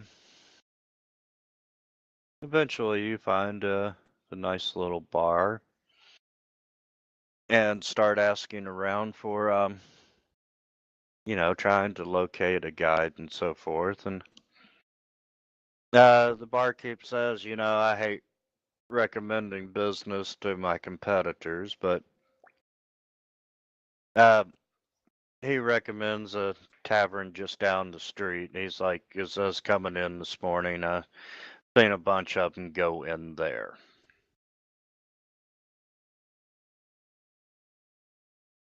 So you thank him for his time and move on to the next establishment.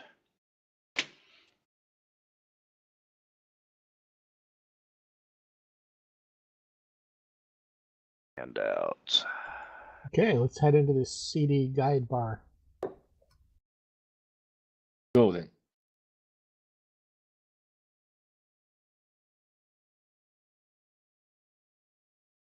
And I've got some back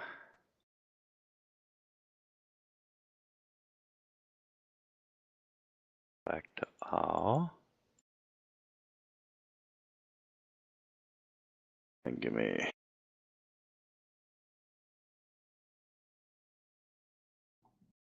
Well, I recommend someone from the Emerald Enclave, since they might be like a druid of some sort. That would be helpful.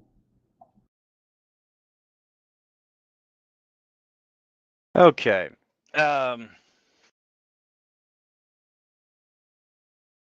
We have several guides. Words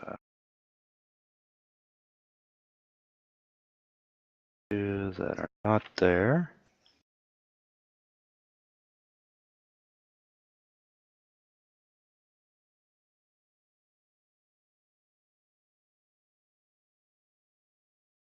Okay, the guides that you are coming across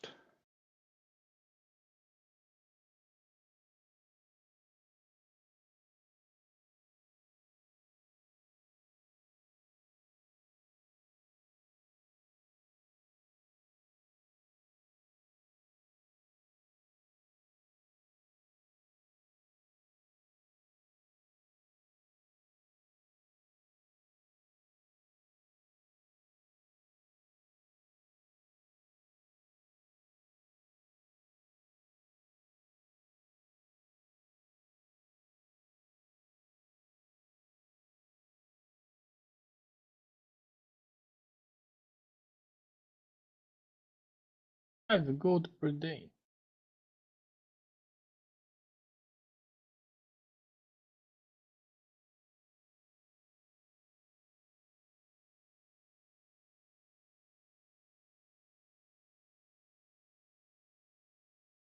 Nice selection of guides to choose from.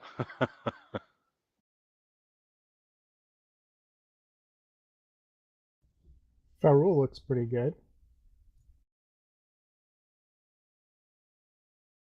But Jobal looks okay too to me.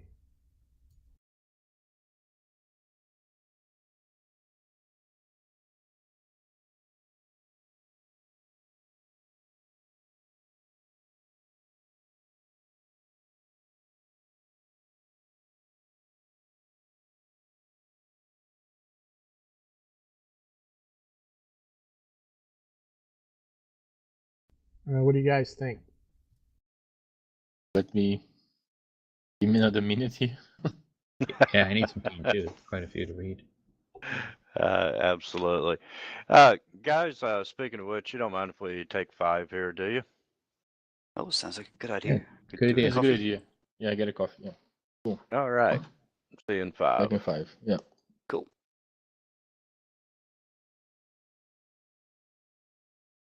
Okay, we've got Hugh and Undrul who have joined the party. She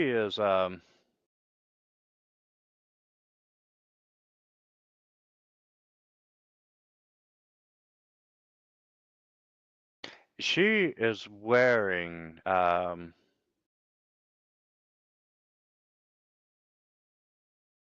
chain shirt.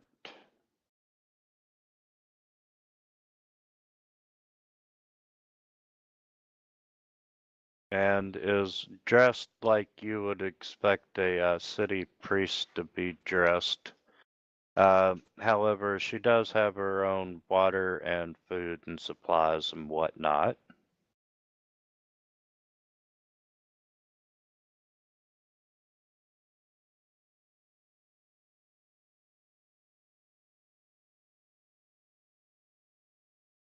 And Torm is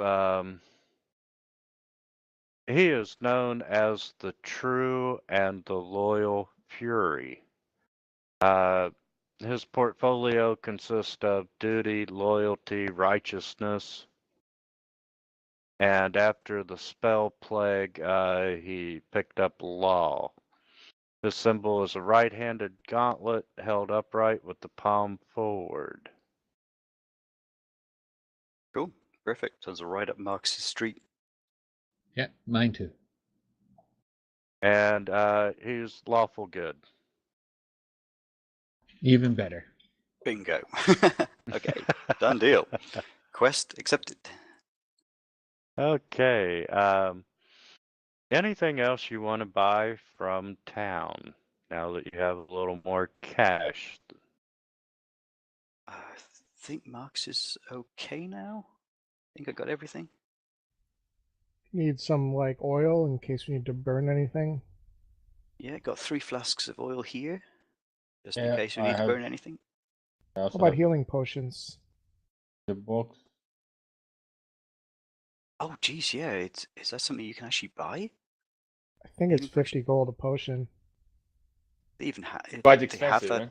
Yeah, do they have that for sale, just like on the street? Or Okay. is it special For order? actually, your old buddy Utanga could hook you up with that. Sweet. As a matter of fact, he has the monopoly on magic items in the port. Nice. Oh. We're gonna be good friends with him then. And yeah, he's willing to help, but it's cash up front. Common potions are 80 gold pieces. Uncommon are 300. Easy. Well, look at that markup. Should get at least one or two, though. Welcome to the ass end of the world.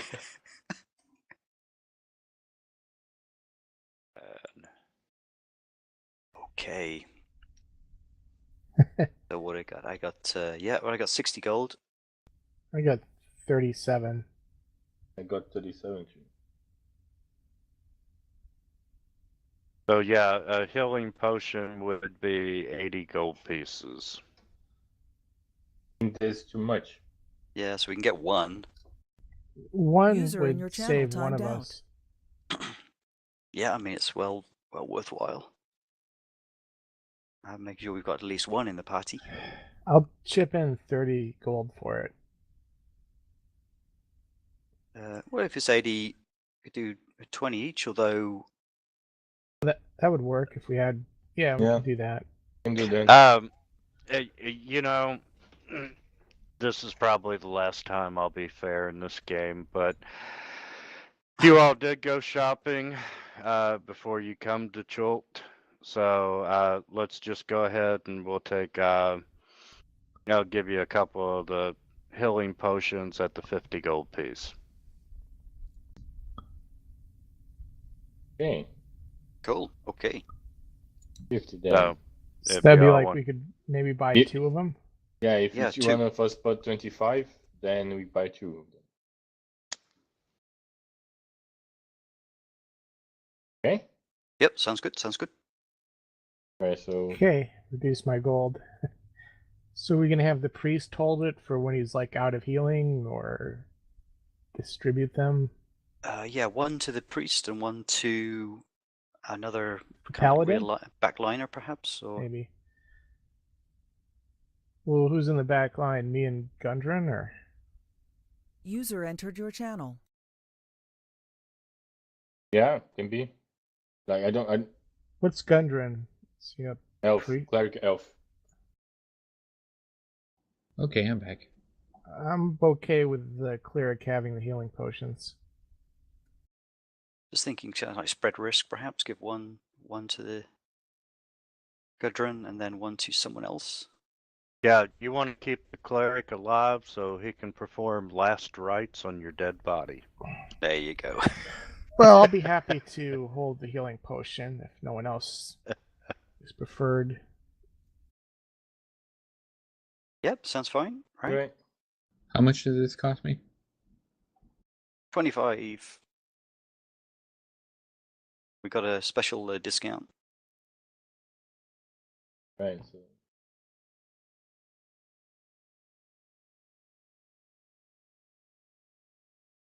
okay.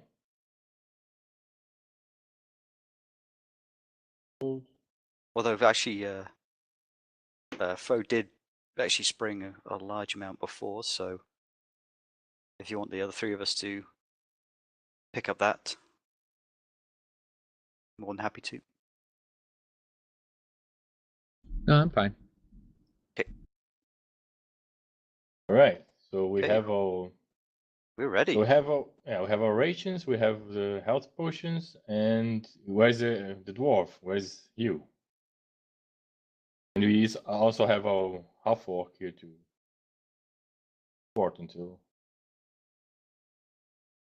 the camp. Where's the dwarf?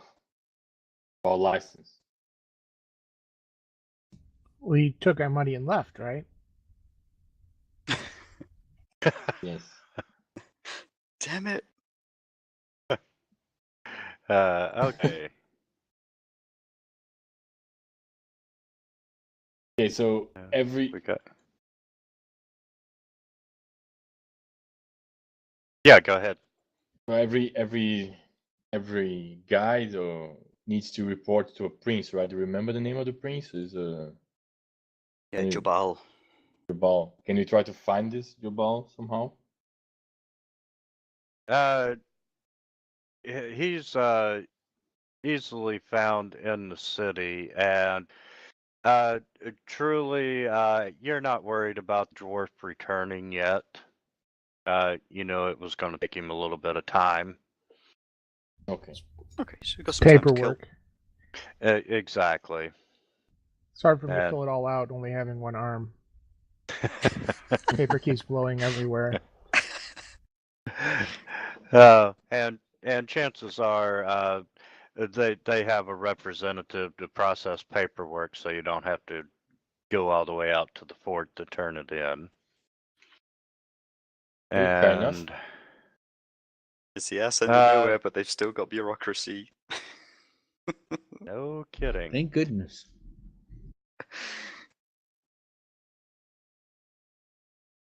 And in the meantime, you all are loading up the canoe, and eventually, Hugh returns. Oh, did she priest? And says, "Great news, guys! I got the paperwork." And he kind of pats his vest and says, "See, you got the boat loaded. Good." Right, so let's. Okay. Well, time to head off. We can get underway here Oh. shortly. Okay, Marx is kind of a trusting kind of guy, so he's going to assume that what he just patted in his chest is actually the paperwork, and he didn't just pocket it, but that's okay. That's all good. We'll go. And he's smiling, and he's in a good mood. Very jovial for a dwarf. Okay, that's not suspicious at all. Okay, so let's get in the boat and head off. Right. Okay, and once again, you are in the jungle. It is hot, it is humid, it is miserable.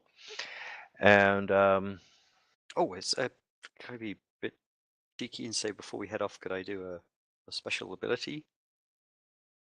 Everyone kind of like spend 10 minutes before we get in the boat, giving everyone kind of like a bit of a rousing speech about adventures and fighting the good fight and all that sort of good stuff, and do my inspiring leader. I'm applying the bugs repellent stuff. And yeah, bug spray. yes, let's hear your speech.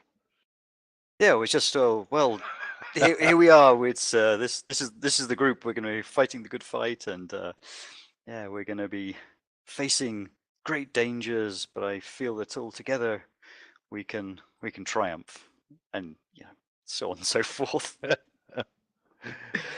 I look forward to basically- dying with each and every one of you.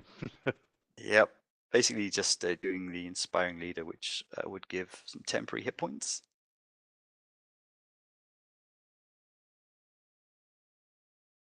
So, like, you know, spend 10 minutes giving a really good rousing speech. Are you expecting a tip for that, or? No. I'm just like loading the temporary hit points now is what I was hoping to do. Oh. Is that okay, or? Yes. Yeah, I mean, sweet. that's Okay. sort of inspiring. Yep. Okay. If this works. Put on my fedora hat I picked up in town. Some holes cut in it for my horns. Wait, you have horns? I'm a tiefling. I have ram horns. Red eyes. And you know, this is the one place in the world that no one has ever looked at you weird. Until now. I'm looking at him weird. I'll just tell everyone I'm a half dwarf. Let's head out. Okay.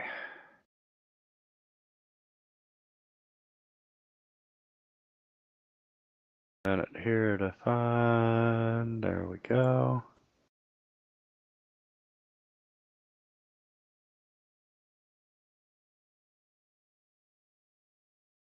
And that takes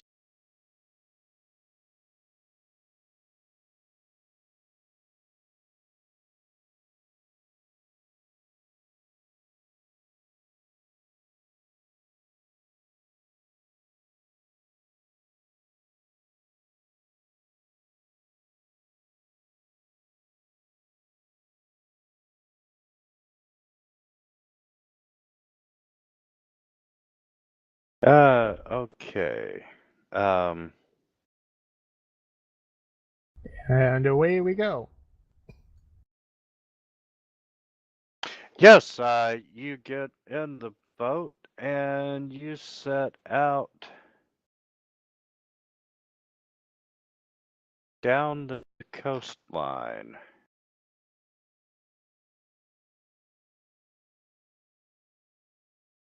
Shared player's map.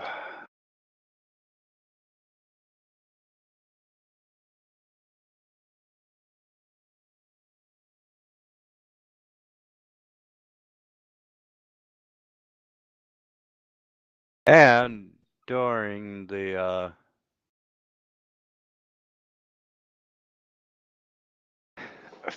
first day, you are rowing past, the shoreline of the port there.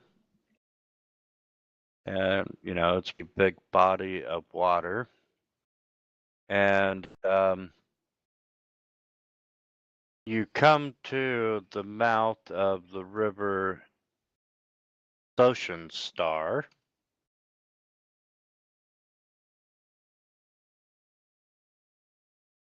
And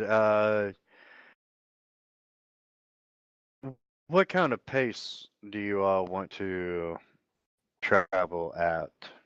A normal pace, a fast pace? Optimal pace. How about a reckless that saves us money but puts us in more peril? Reckless, yeah. Perfect. Well, it is 3 gold pieces a day. That's a good point. And So fast pace it is then? okay, a fast pace. So we're gonna say you camped for the end of the night, for the day. Day 1, south of the river. So take off a ration.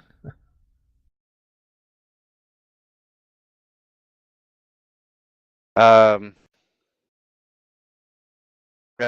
gonna give you your first ration for free. Woo-hoo. Uh-oh. We did eat at the prince's place or whatever. Yes. Yeah, I had a big meal there, right? A big breakfast.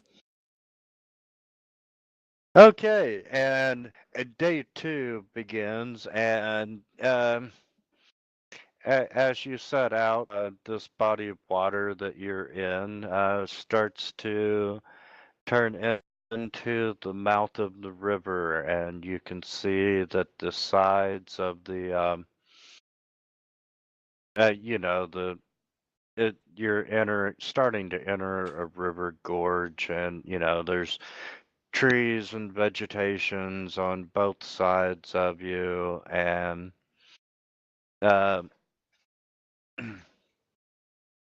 occasionally you catch a glimpse of movement in the trees. On the left side of the,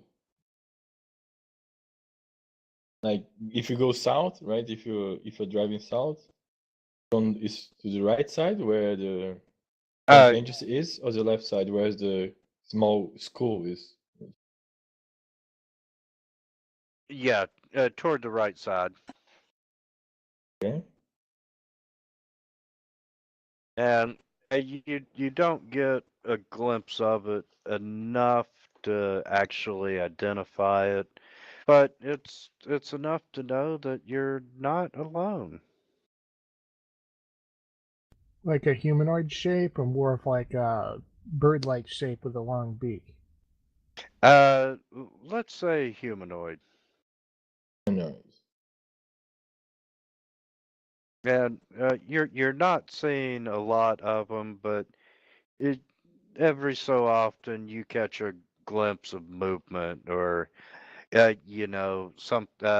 tree branch moving when it shouldn't be. Should we kind of slow our pace a little bit and be more on the lookout? Yeah, let's do then. You can also try to go closer to the side of the river, right? Maybe see better. Or do you think this is too risky? Well, this is like day 2, right?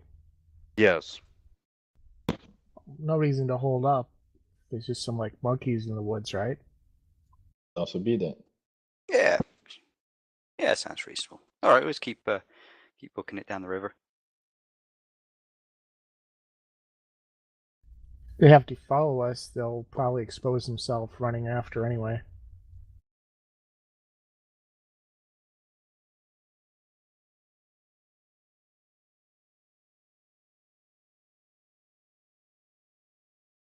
And I'm going to bring you forward one more hex.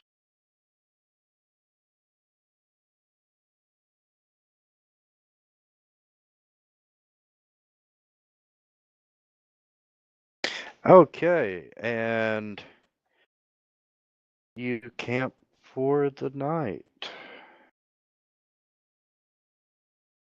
Okay, post a watch.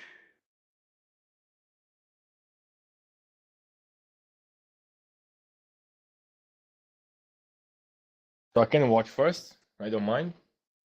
Sleep only 4 hours. I don't need to sleep, so I can just take 4 hours of rest.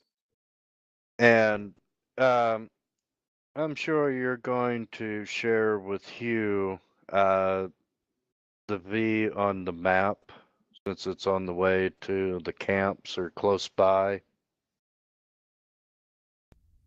Oh, he is Yeah. our guide. Yep, sounds good. Yeah, probably explain to Hugh what sort of brought us in this direction. We'd heard tale of a shield guardian, but maybe in this area, a mysterious wizard. And its journal pointed us there, so we thought we might go see if we can find out what that was about. Yeah, he's more than happy to detour that way. He knows that you'll make it worth his while.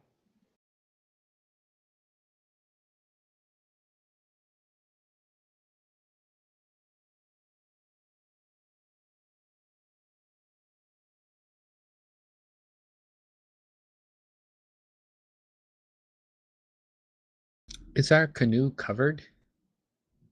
Like with a tarp or anything like that? Canoes wouldn't be covered. No, but I would give you a free tarp in the inventory, though. I do have a tent in my inventory. We could probably use that. Yeah, I have a tent as well. That's why I asked. Right, so we stopped and we are trying to rest for the night. Yes, and other than hearing a few strange noises, you're not disturbed in the woods. And day 3 appears about the same way. And I would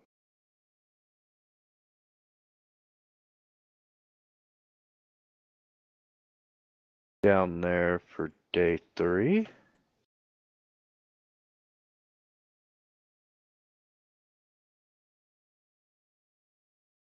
And during the night,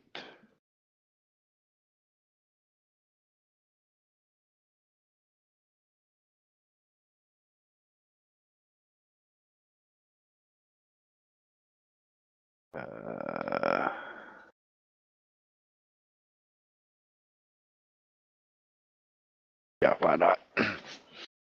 Let me give you all another map.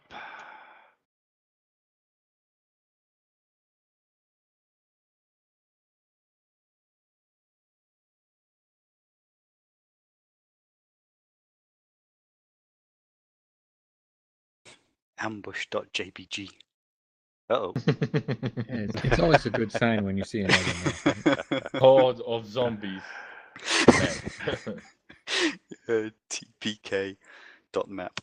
Oh. There we go. And let's see.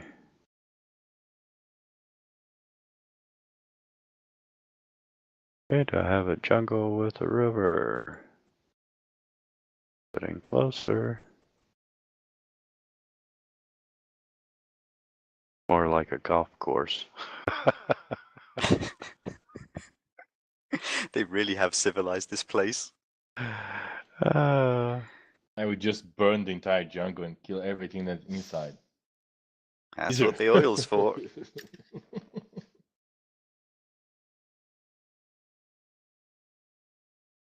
okay. You.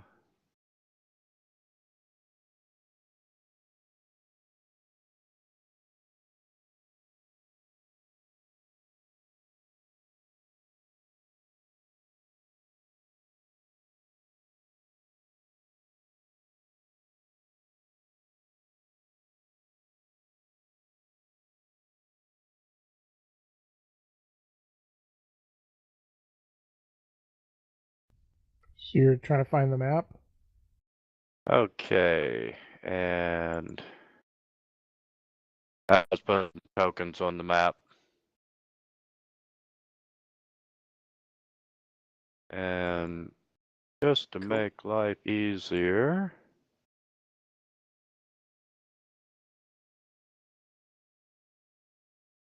everything in the back at the bottom of that map is actually water.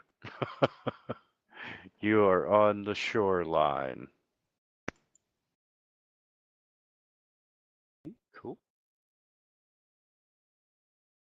Missing one, right? Oh, we got her. And Oh yeah, he's here. Cool. you got your tents out and whatnot.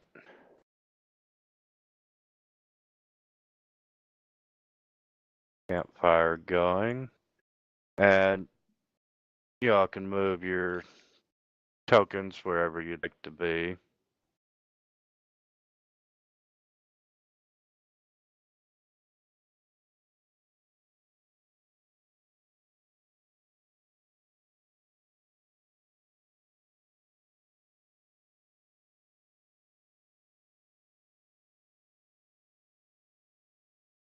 And you hear movement coming from the trees behind you.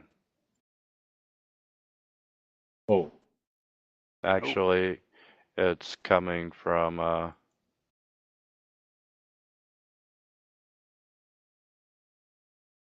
roll a Damn it. perception, an active perception, something to detect what is this? It is coming from that direction. Okay. First thing I'm going to do is feed Malik a potion of healing. Because he's dead. Yeah, he's died getting in the boat. I told you should have used that insect repellent. And Silvertusk seems to be aggressive, so I'm going to. Oh, we keep an eye on her. Oh, Yes. I actually did say I put it on at the start, but that was 3 days ago. It's 20 uses per, isn't it? So you should have plenty. I didn't click on something to cause the effect though. I made one for just for a joke. So I'm sleeping?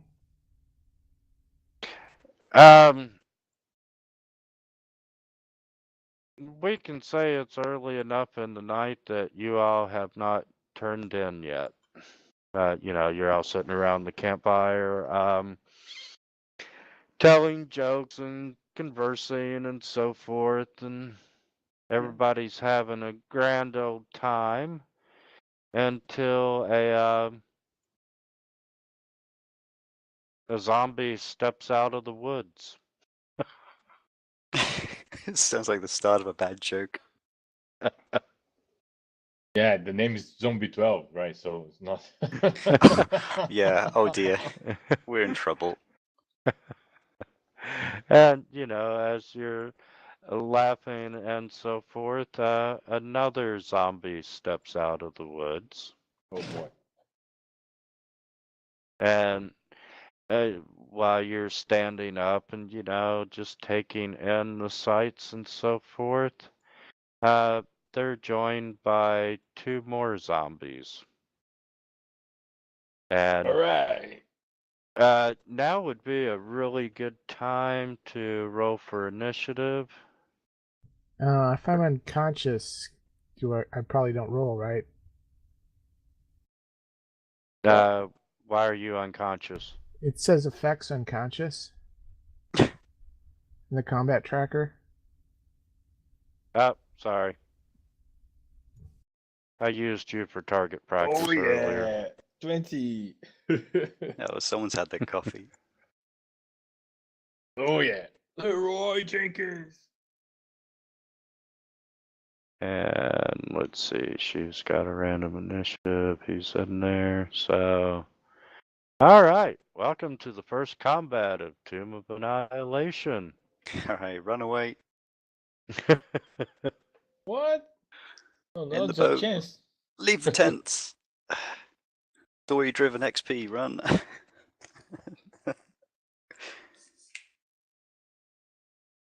Oh, we can't leave our tents. No, we can't. All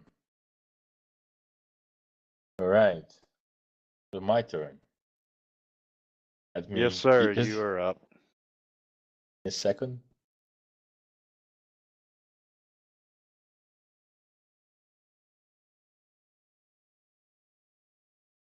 Okay. So the distance in the map is correct, right? So the 65 feet between me and the. Yes, sir. Okay. Cool.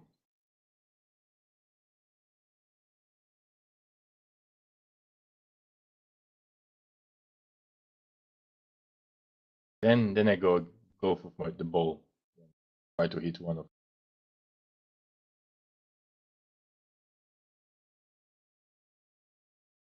I bought 2 of the ammo of arrows. You only have 2 arrows total? No, I have 2 quivers. I bought 2. I bought 40. I don't think it was enough, but now it's gone. It's suddenly, yes. It's feeling like not a Yeah. lot. Yeah, but at least for now, until they come closer, then we go with that. I'll be right back. 1 sec. No problem. Can I go for it? Since we're on this subject, when it comes to depletable resources like arrows and so forth, you really don't have to worry about keeping track of them. When you shoot someone, 9 out of 10 times you're going to walk up and get your arrow. Okay, that's fair. So, yes. Cool. All right, then I go for that.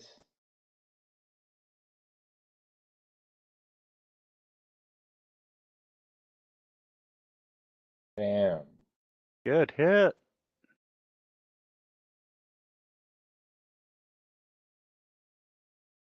Right, so pass the turn. Nice. Good start.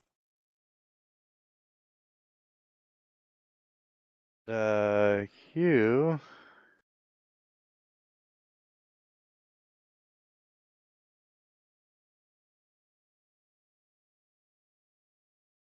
There. And he's got his battle axe ready.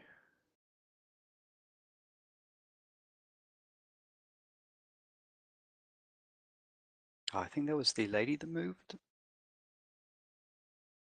It was, wasn't it?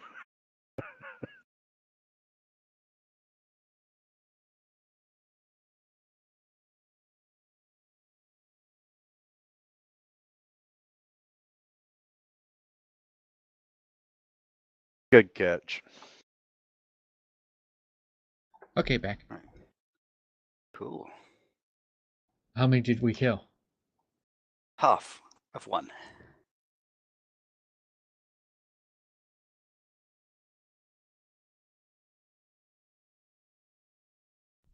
Okay, I guess it's my turn then. Yes, sir.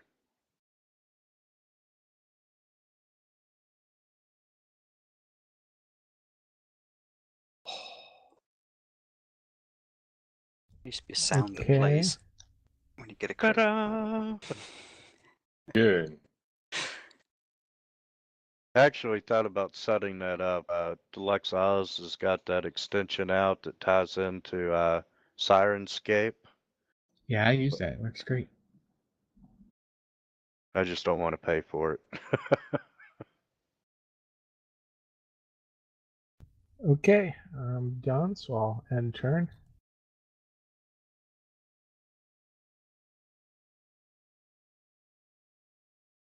Okay, the priest.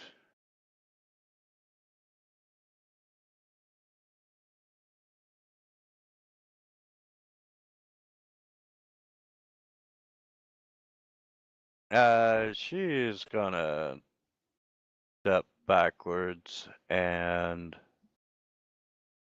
she's just kind of like in shock. You know, she's a city girl. She's never seen anything remotely like a zombie before. I thought that she was also a cleric or something to help. And let's see. Zombie 12. Gonna move forward. Runic, you're up. Okay. Um,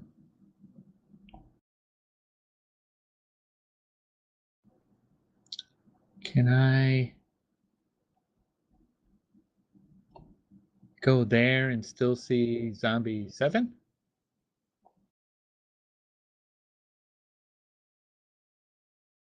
Yes, you sure can. And then I will hold my runic hammer up high and say, by the power of Runehammer, and I will cast a firebolt at zombie 7. Let me target that sucker.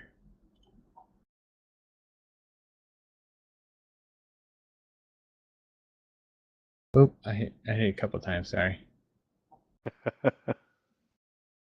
You did indeed hit him. Okay, damage.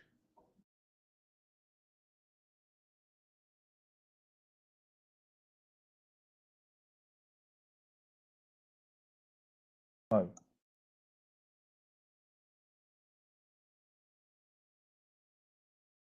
All right. That's a good start.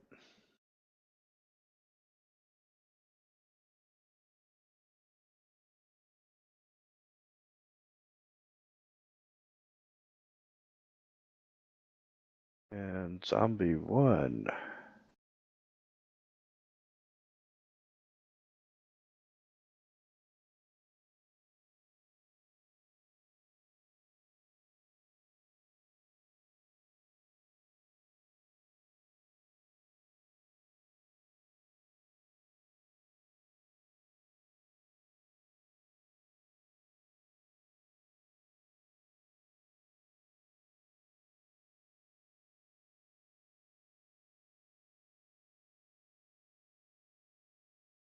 They'll be dead by the time they get up to you.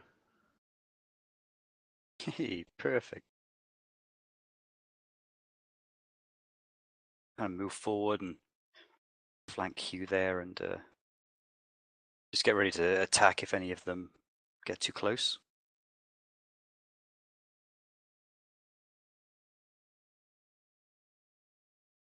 So I should, try to form a sort of a defensive line or something.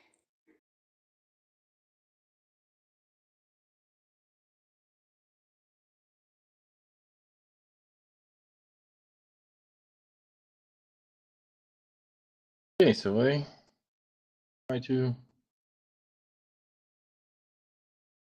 one.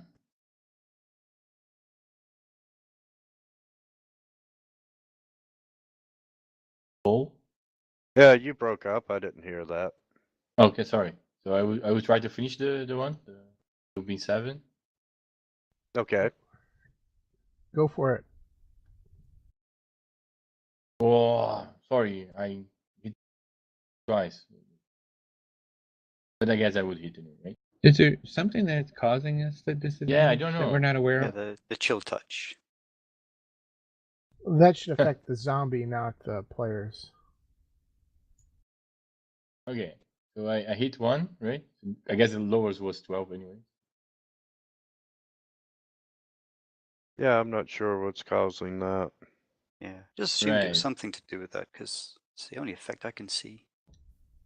Well, it is an effect of chill touch. They have a disadvantage when attacking me, but it should only affect attacks on me. Right. Right, so but seems that the zombie 7 is down. Pass the turn. I was looking at that. Because what it's doing, of course, is just granting any attacker disadvantage. So anyone that attacks that zombie, it seems to be, would get disadvantage for some reason. Well, it's unconscious now, so. Hold on, I can take care of that real quick because all of them are.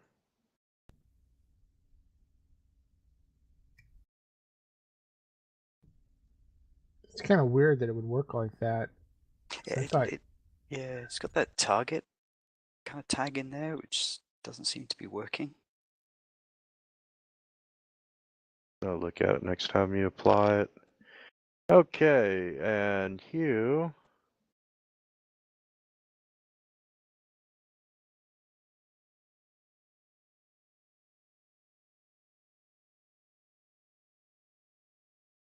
Gets in range. And swings that battle axe. But zombie 7 is dead, is down, right? I see that now.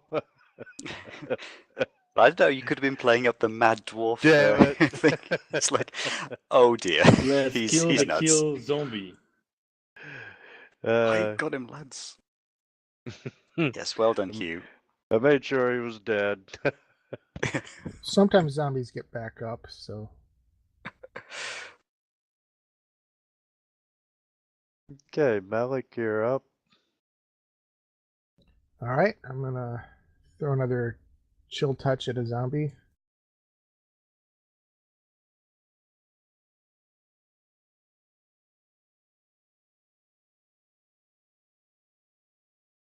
Okay, looks like I hit.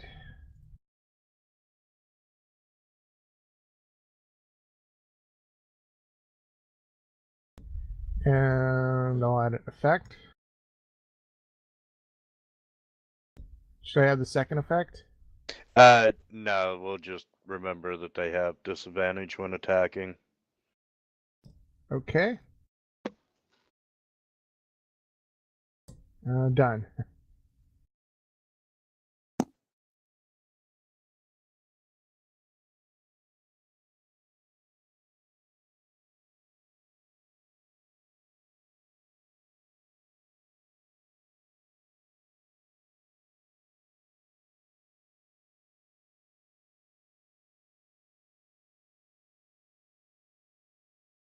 And let's see.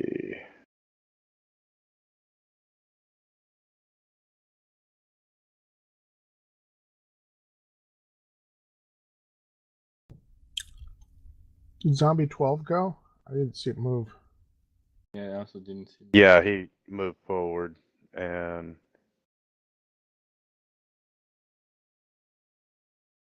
Okay, she's casting time of 1 action. So she's going to move down here.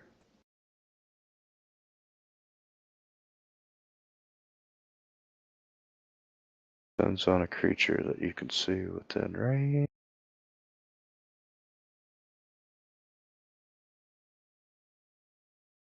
And she is going to do Sacred Flame.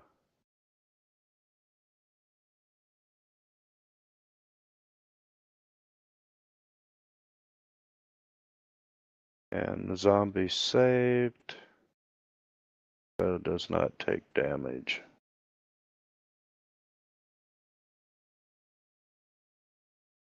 And zombie 1's gonna come up. And Runic, you're up. I don't recall getting hit, unless I was away at the time. You were hit? Well, it looks like I'm wounded for 5, but have 5 temporary hit points. That's what I'm seeing. Yeah, you shouldn't be. Oh, Was that's that weird. from the rousing speech thing? Oh, you should have four temporary hit points from the inspiring leader. I don't know how you got 5 though.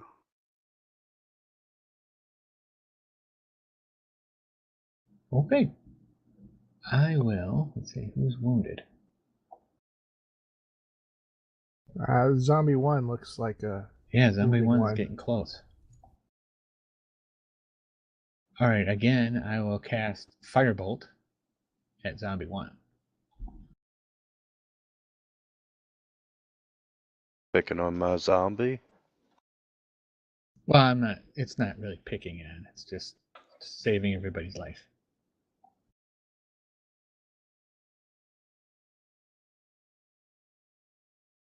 Tomato, tomato.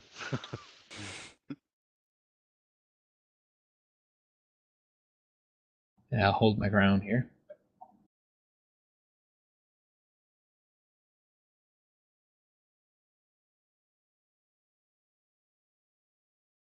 And zombie 10 is gonna come there. And he's gonna try to slam into Hugh. And manages to slam into him. And Hugh takes a little bit of bludgeoning damage.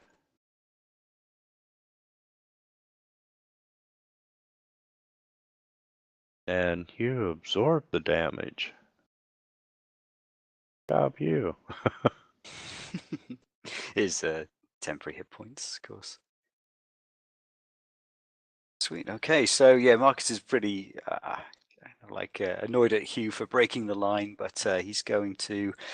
Oh, geez, what are you going to do? I'm thinking he's going to ready an action and just attack the any zombie that comes close, if you know what I mean. But he's just You really didn't- trying to break their advance and just hold the line and give the the missile, the ranged guys as many shots as possible and not get in their way.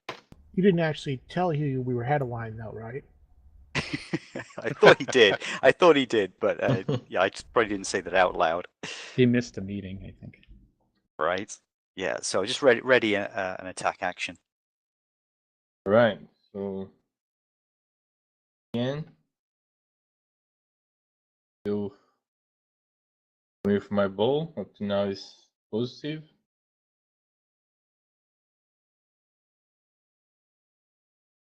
Yep. Good again.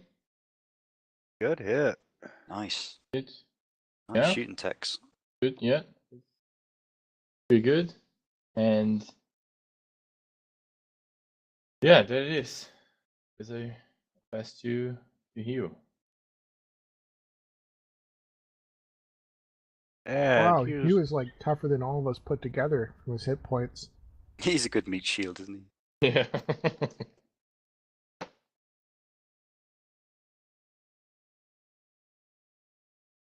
and he's gonna take a 5-foot step.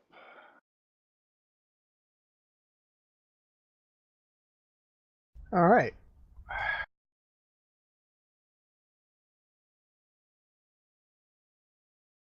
Attack a zombie.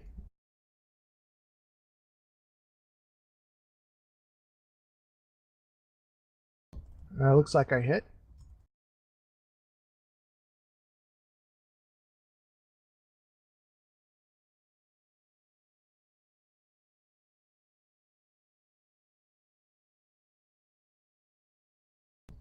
Okay.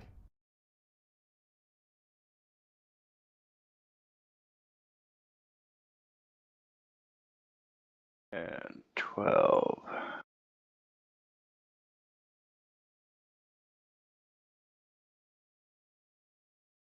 And Oh, attack. He moves up, and let's see. Can I use my attack on him? My reaction? Yes. Sweet. Okay, so swipe out with my longsword. Stab this guy. Ooh. Here we go.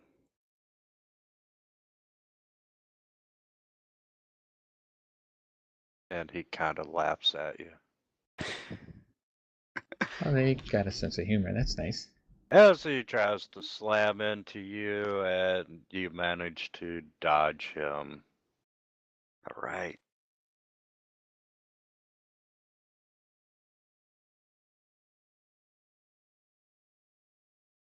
And let's see.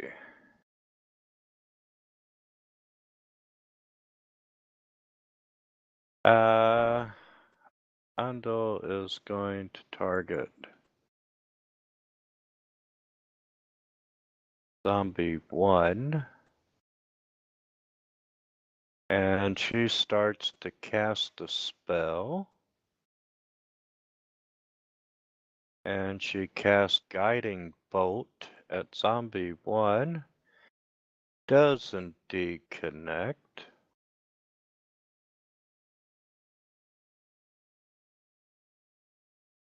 And just weighs lace to Zombie 1.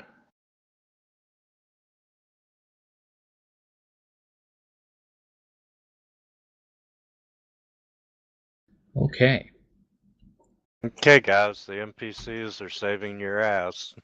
They sure are. All right, I will target Zombie 12 to protect my noble brethren, Marcus. And All right. I will cast 3 of my magic missiles at that zombie. By the power of Runehammer. Missile 1, away.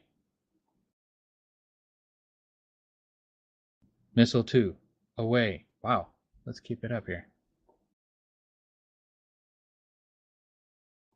Darn it, Missile 3.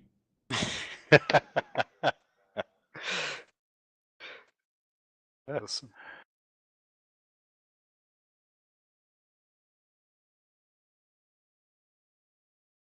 And Zombie 10 slams into Hugh. Have some more damage, Hugh.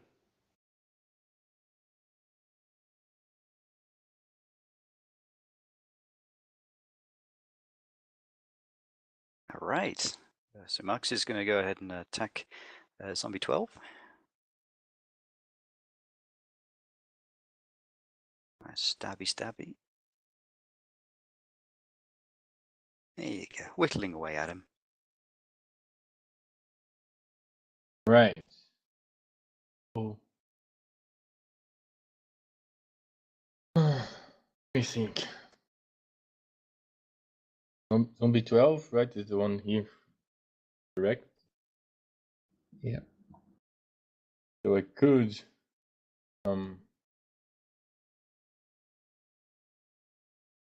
so I didn't follow like Runic took damage, right? Bad? Yeah, I took more damage, I guess. How the hell did you get damage?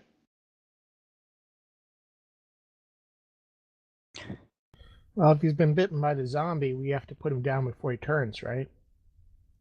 Zombie 10 have Runic targeted?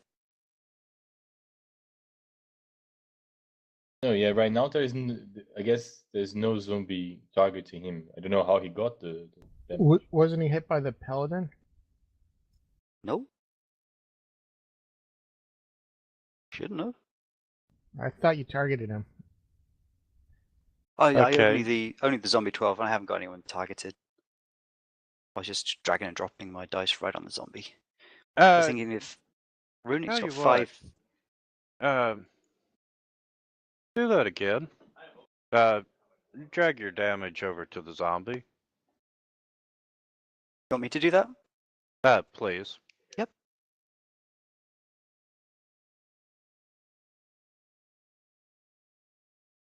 Well, hell. Okay, just gonna have to keep an eye on you. I believe me, I'm not a zombie. I'm 100% dwarf. All right. So wait, Yep, I do some didn't do it family yet. tree. Wait, come back. Uh, I did. yeah, sorry, it's your go. Yeah. Okay. All right. So I will try to finish this zombie 12 then.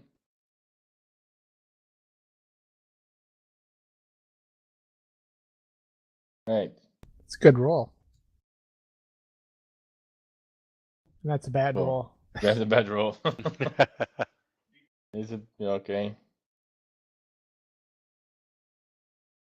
Yeah. All right. So that's it for me. So now it's you. Oh, Hugh misses. And he's gonna take a 5-foot step. Okay, I'll cast my spell again.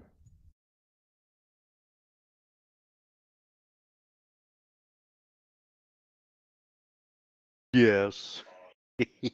Oh no.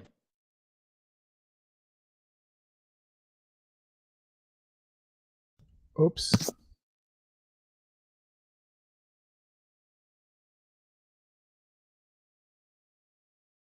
Okay, and zombie 12 does not have disadvantage. And he's gonna try to slam into Marcus. And Marcus avoids him.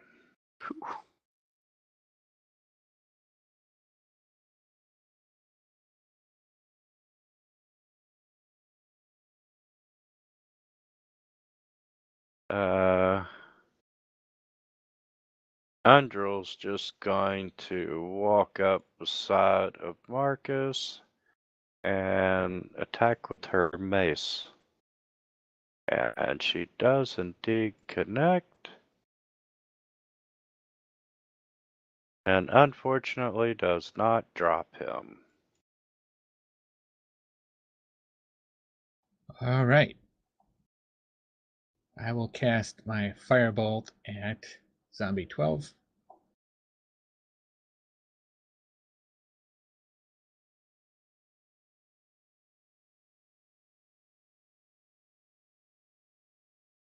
Nice.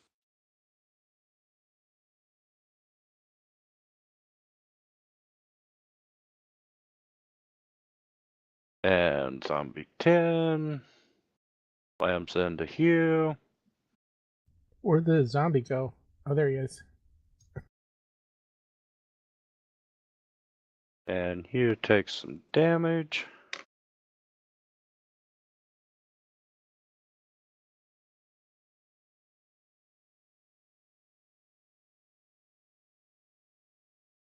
Okay, Marcus is going to rush up to this zombie 10 and try to hit it with his longsword. I don't see what your initiative order is, Marcus. It's 0, and they don't show as 0. Oh, it's a 0. Okay. I rolled a 1 and I have a -1. Oh, I missed that part. Don't judge me. A little slow off the mark, but alrighty. There you go. Give him a poke. All right. So again, so I guess it.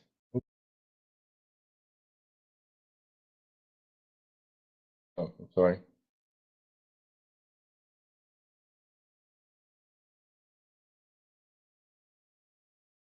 And it is so targeting zombie 10. Try to hit Okay. again with. Am I half cover here because of the priest or? No, right? If you come forward 5 foot, you'll be okay. Okay, so to move the, I have to press. Just drag your token. I'm not. I guess I need to. You need to. Now, Like, I have tokens locked. yeah. And once you make a move and you're ready, then I accept it and it moves your token. All right. Perfect. Um, Okay. That it is. All right. We'll put you Cool. in a real square. Mm-hmm. Okay, so from there, I will shoot with the bow again. Targeting already. Go for it. Right. On the hit. Oh. Yeah. There it is. Next. You. I don't want to tell you how close you were because you weren't close at all. Oh, damn it. Yeah, you hit. Thank you, Hugh.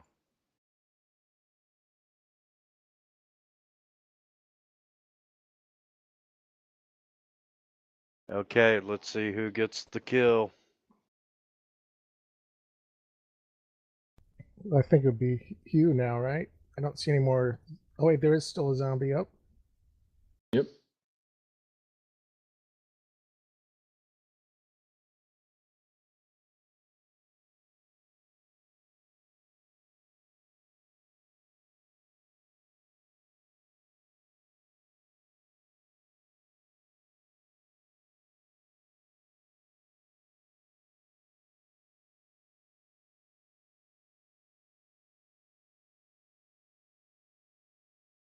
You were so close. Well, at least I'm doing damage, so. And, yeah, she's just gonna watch. You all got that. Okay.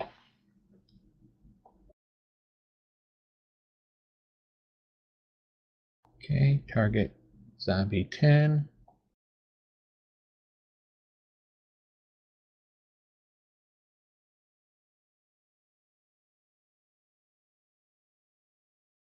It takes a dwarf to save you. Good job. Me and Hugh.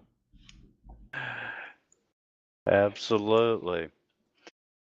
And gentlemen, this is a really good stopping point. All right. Indeed. Cool. All right. I enjoyed it. Thank you all for a good game, and we'll see you next Sunday morning. Yeah. Yes, Thanks very indeed, much. it was very Wintermute. nice. Yeah, great Really first appreciate session. it. Love it. Yeah, Thank you, I guys. enjoyed it.